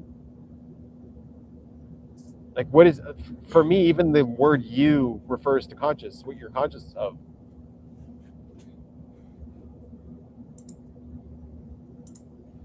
I don't know, maybe not. Like the entire body is still you. Everything, all of the processes that you're not conscious of are still you.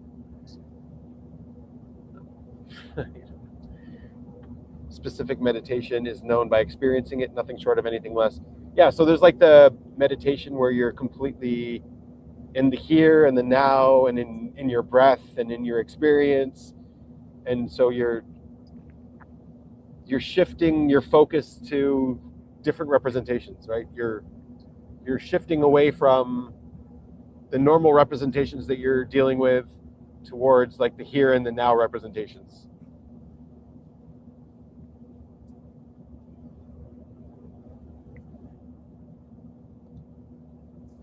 Luna says, I am just saying my independent consciousness has a spectrum like brightness of a light. My light could be different color than other people. Yes. Yeah. So Maimonides has a analogy where he does that exact analogy of light. He's like, consciousness is all, he says consciousness is all the same thing, but it's all light, but it's coming from a different source. So one of them might be the light from a candle. One of them might be the light from the moon. One of them might be the light from Annie's sewing projectors or knitting, crocheting. It's a neck lamp. A neck lamp. There you go. But Yeah. so it's all light, but they're all just coming from a different source. Something else is producing that light. So that's Maimonides' analogy, whatever that's worth.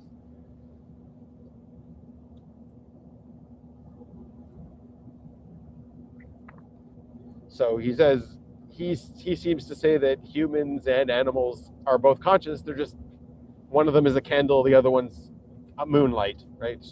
They're both light, but they're coming from like a different source.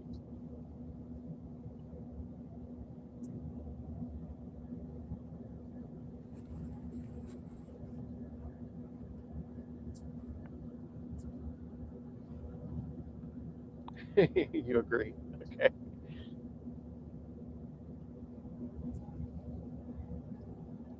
Well, if we all agree on the definition, so what's the point of debating anymore, right, Hank?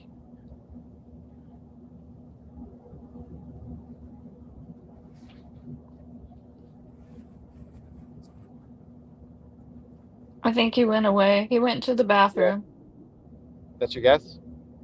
Well, or he's in the kitchen making some food.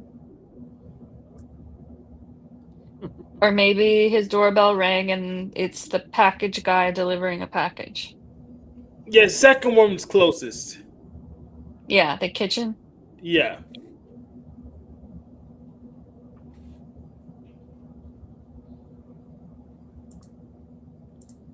But yeah, I'm going to the Bloop Computer Museum tomorrow. It's only open on Wednesday for some reason. What are you going to go see in the Bloop Computer Museum? Computers.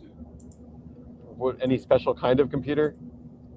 I checked the catalog to see what they have. Do they let you use the computers, or do you just get to see them from the outside, or demos of them? Or I haven't been there before. all right, so you have to tell us next week how it went. Yeah. It's exciting.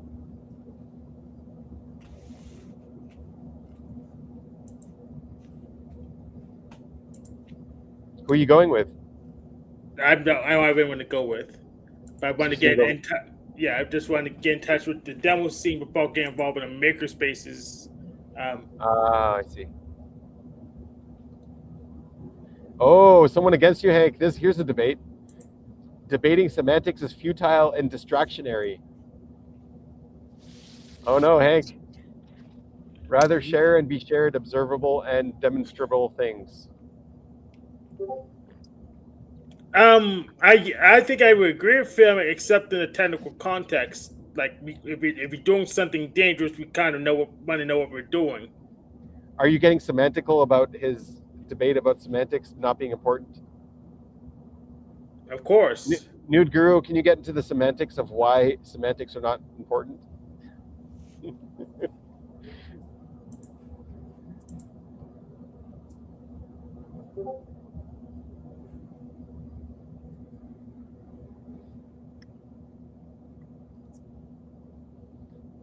Me or Nude Guru? Probably Nude Guru. Define semantics.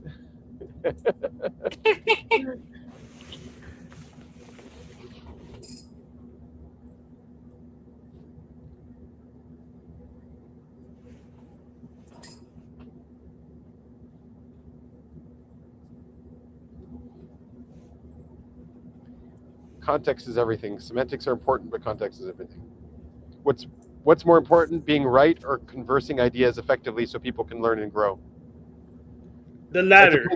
It depends on who you ask. importance is in the eye of the beholder.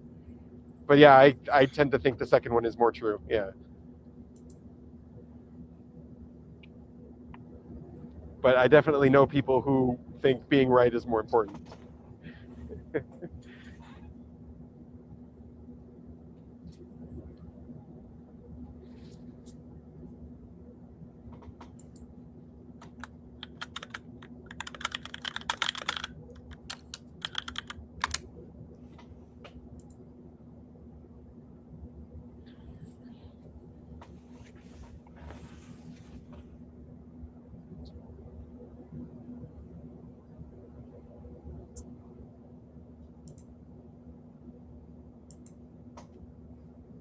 But yeah, being right only helped me in trivial matters.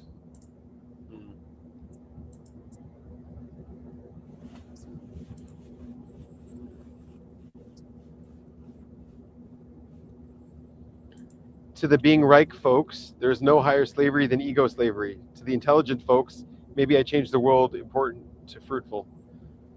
Well, I mean,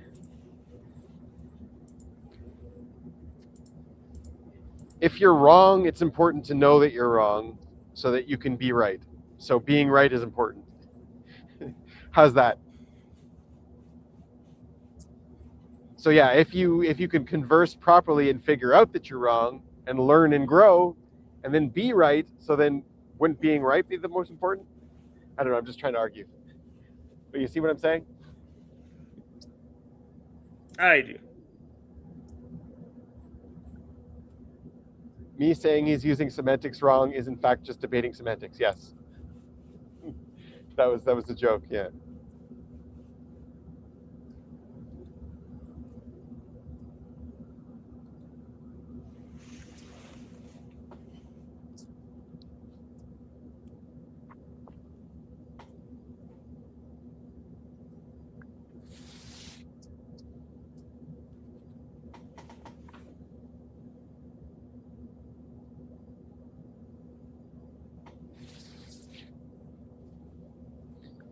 Can these two see each other, or is like one of them on your channel and the other one's on mine?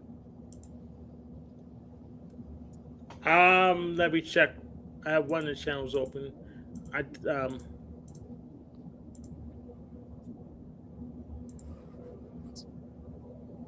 They cannot see each other. Ah, cool.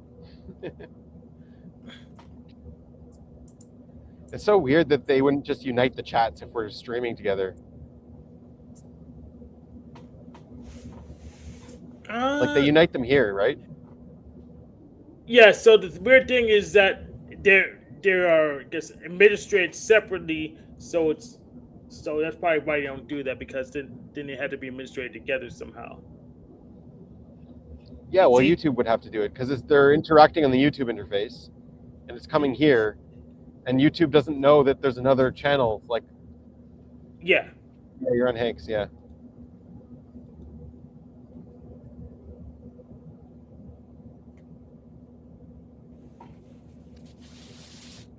I think that's just interacting with people, because I ask people a lot of stuff that I am already resolved onto, and I just want to hear what they think. I don't know what that is. I don't think. Also, that's my liar mouth. I don't know how often I actually do that, but.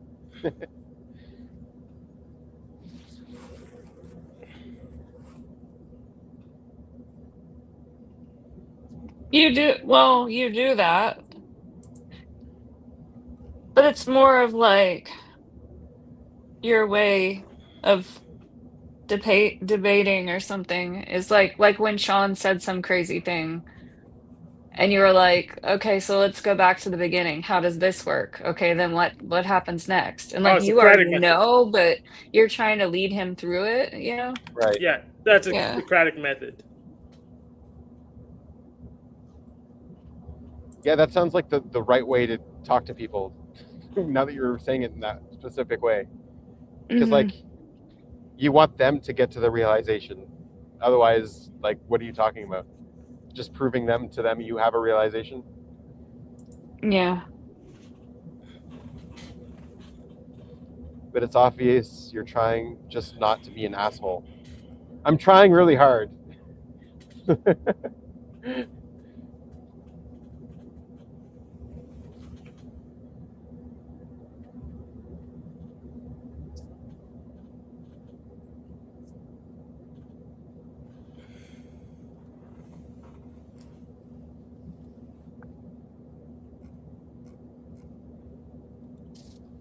That's a very important question.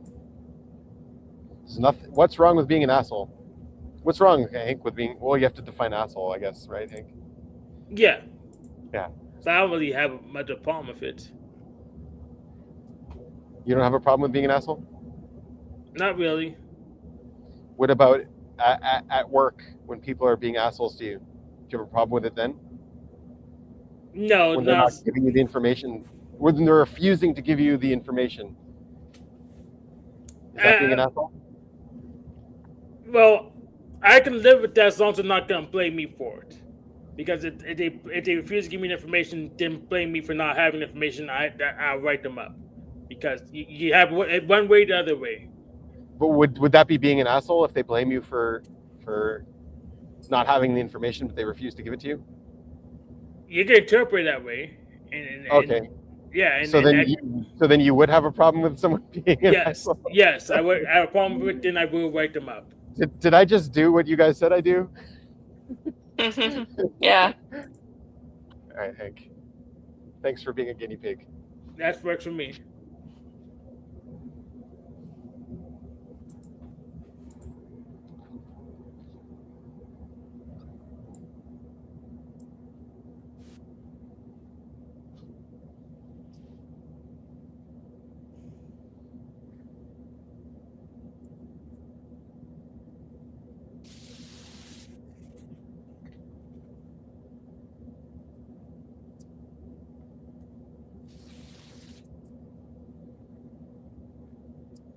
Okay, so Nude Guru is defining it differently. From my experience, most people call someone who's bluntly honest an asshole without sugarcoating an asshole.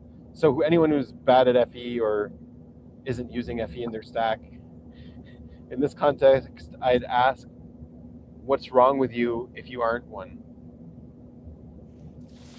Yeah. In that context, I'm usually an asshole because I barely use FE.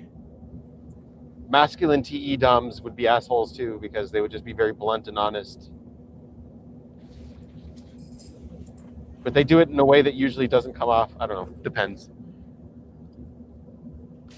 You can be an asshole if you haven't promised anything to anyone. Then it's their fault for expecting anything other. You mean you can't be an asshole if you haven't promised anything to anyone?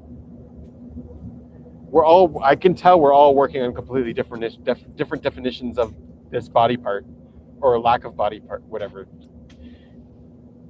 We all have a very different definition. How would you define being an asshole, Annie? It's like subjective. Yeah, but it's subjective to you. To me, yeah. Well, yeah, I mean, for Annie.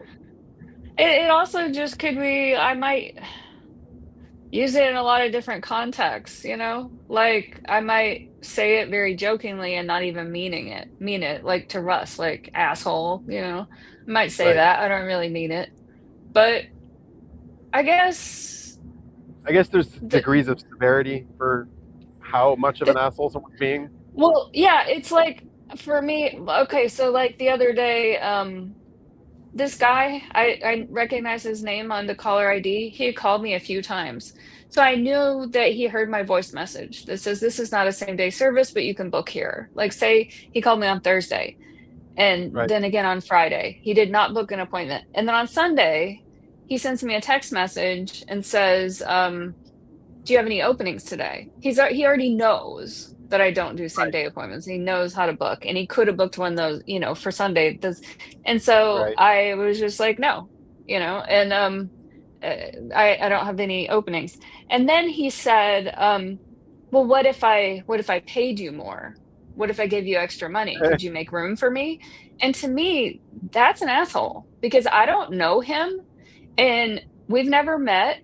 you know my boundary and you want to begin our relationship by paying me to adjust my boundary when I don't even know you. Right. If you're like you're treating me like a prostitute at that point. Like, oh, I know you Right. have this boundary, but what if I pay you? Then, it's negotiable, right? And then later on Sunday after 5 p.m., he said, "Did you get any cancellations? Can I come see you this evening?" And I just like I ignored him, after he offered me more money and everything. It's like I have to consider safety, and I don't that's a red flag. It makes me feel Yeah, it unsafe because is. I'm dealing with someone that doesn't have a lot of respect for boundaries. That guy's an Yeah, they don't. asshole. Yeah. Yeah. And like people that I guess like violate the SI and the TE, like when they're just not aware of it, like the rules, like they don't return their carts or they're not aware Oh, of like what works for other people. They're just sort of oblivious.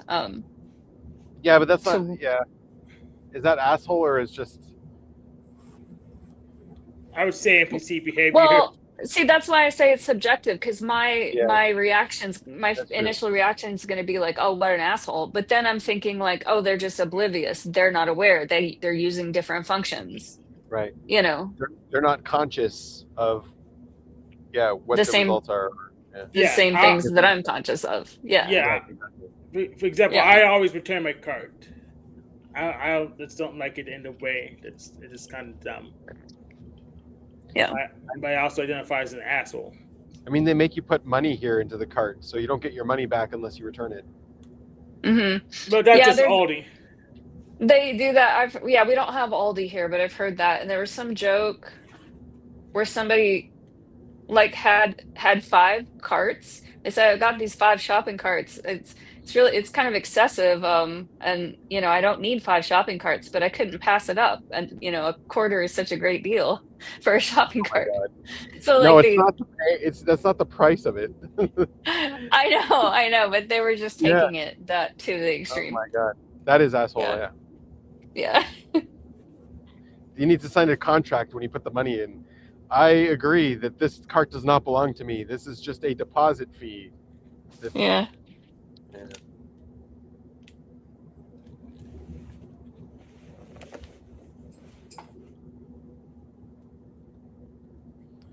Classic debate strategy. How many times have you seen it change the context in your favor to edge gain the debate? It's all silly rather than listening to different views objectively like this. Oh well, I can't listen to views objectively. I can't. It's just impossible for me to do. What? I can only do it subjectively for my. All right. Okay. I think he means you can listen to a view without automatically inserting your own bias in right off the bat. Well, I could do that. Yeah.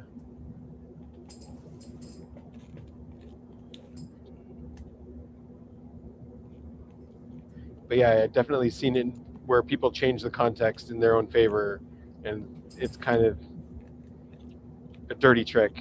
And yes, not everyone is conscious of people doing that, for sure. And they're probably not conscious that they're doing it themselves.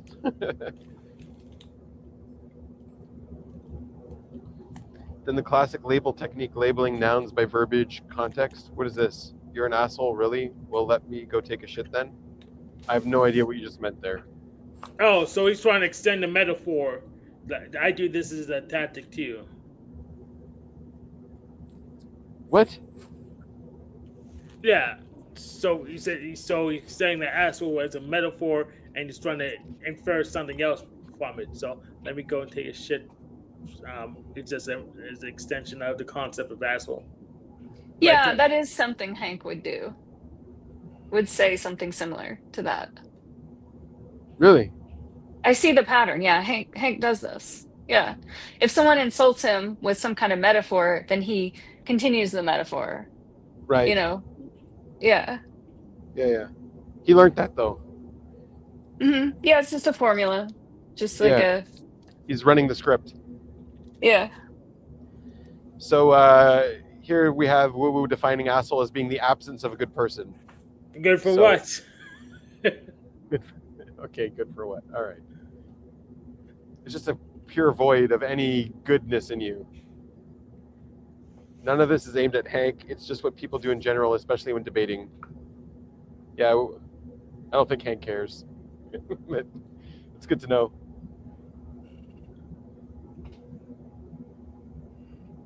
If you don't actively do things for others, then you're an asshole. I don't know if that's true.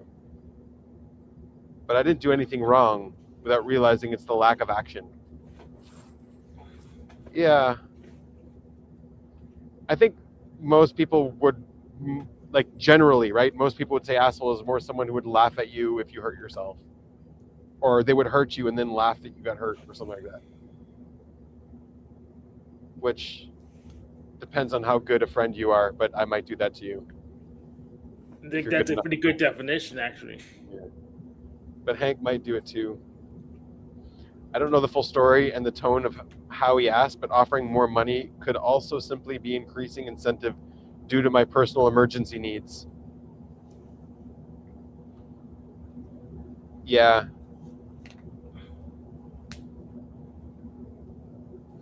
I mean, it does sound like he wanted a massage and then he didn't know when he would have time and he was trying to book or not book.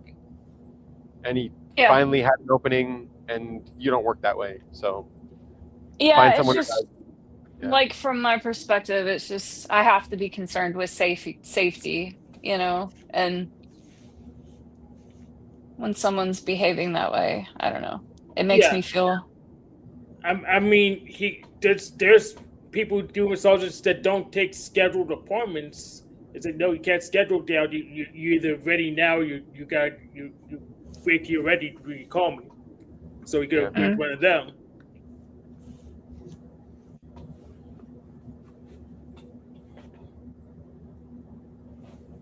What Woo Woo said, all right, what did Woo Woo say? If you don't actively do good things for others, then you're an asshole, maybe. Assholes think, but I didn't do anything wrong without realizing it's the lack of action. So here we have what Woo Woo just said is an example of how we are labeling a noun, human, by verbiage. He's an asshole because he. Because he XYZ or whatever. Ellipses, yeah. Well, it's cause and effect. Like you're the noun because, like, Hank is Hank because someone gave him that name. Yeah, I gave me that name. Yeah. So, but like that's why you're Hank. So there's still a reason on the noun. Exactly. So like, that guy's an asshole because he gave himself the name, right? Somehow, by whatever he did. That's because they think it's funny. It's the lack of seeing that it's bad for others. If they did, they wouldn't be laughing. Well, it depends. Well, even for me, if some people may deserve it, so I may laugh anyway. Yeah, I mean, when Snafu Snap gets bad optics for being a child problem, then you would laugh at that downfall. Oh, absolutely. And you're aware that it's bad for him, but that's what makes it funny. Yeah, it's bad for him. Otherwise, why would you laugh? Yeah, it's bad for him that I'm laughing at him, but hopefully it would change his behavior because that would be a very positive change. It would change his behavior around. It's a push, it's a prod in the right direction. Yeah, I mean, that's the thing. It's like, yeah, bullies shouldn't be bullying people, but at the same time, some people need to be bullied. That's the only way they'll change.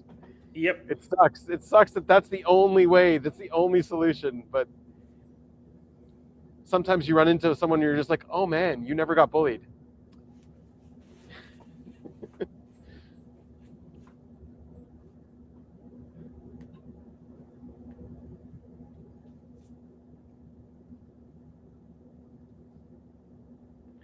This labeling to me is the earliest form of woke. So you're all woke. End of debate.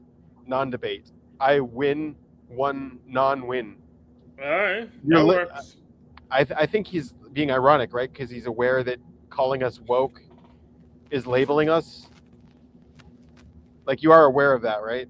Yeah, he's aware. You're labeling us by calling us woke, so you're calling yourself woke based on your own definition. No, he wins, non-wins. You got it. You get a participation trophy for winning, non-winning. Let's just give him one anyways. Let's let me go to the trophy cabinet and just give him one anyways. How do you give him a trophy? I'll show you real quick. All right.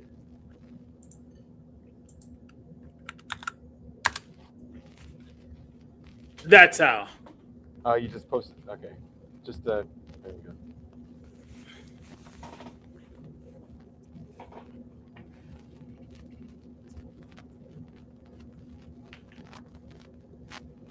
It's not letting me hide. Can you unshow that, Hank? Yeah. All right. Wasn't letting me. He says this labeling. He's not saying that any labeling is bad. That kind of labeling. All right. You mean hypocritical? Yes, I was. Thanks for the cup, Hank. The winner is you. Hypocritical and facetious. All right.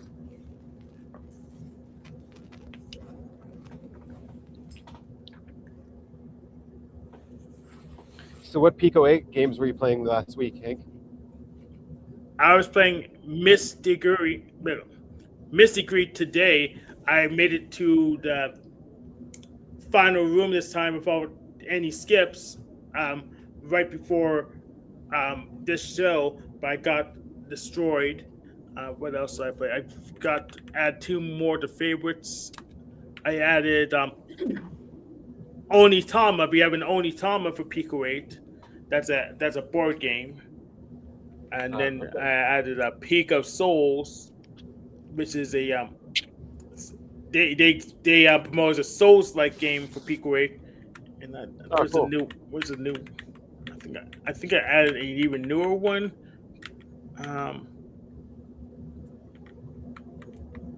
Maybe I forgot to add that one to favorites. There's a Castlevania-like one. I'll go and find it again.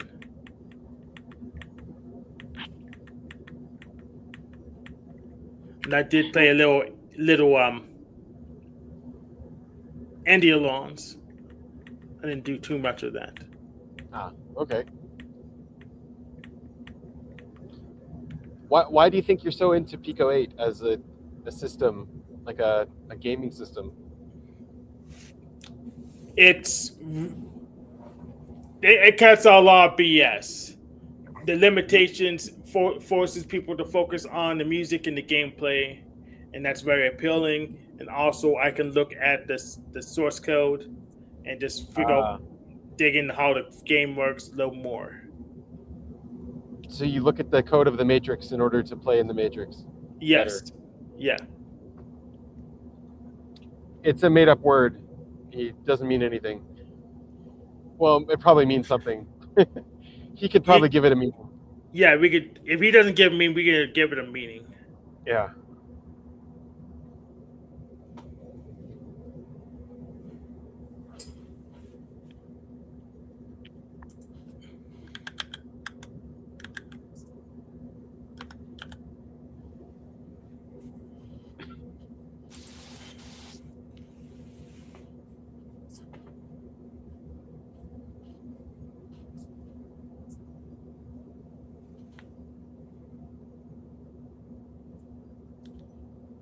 It's actually possible to chain load cartridges and make them bigger.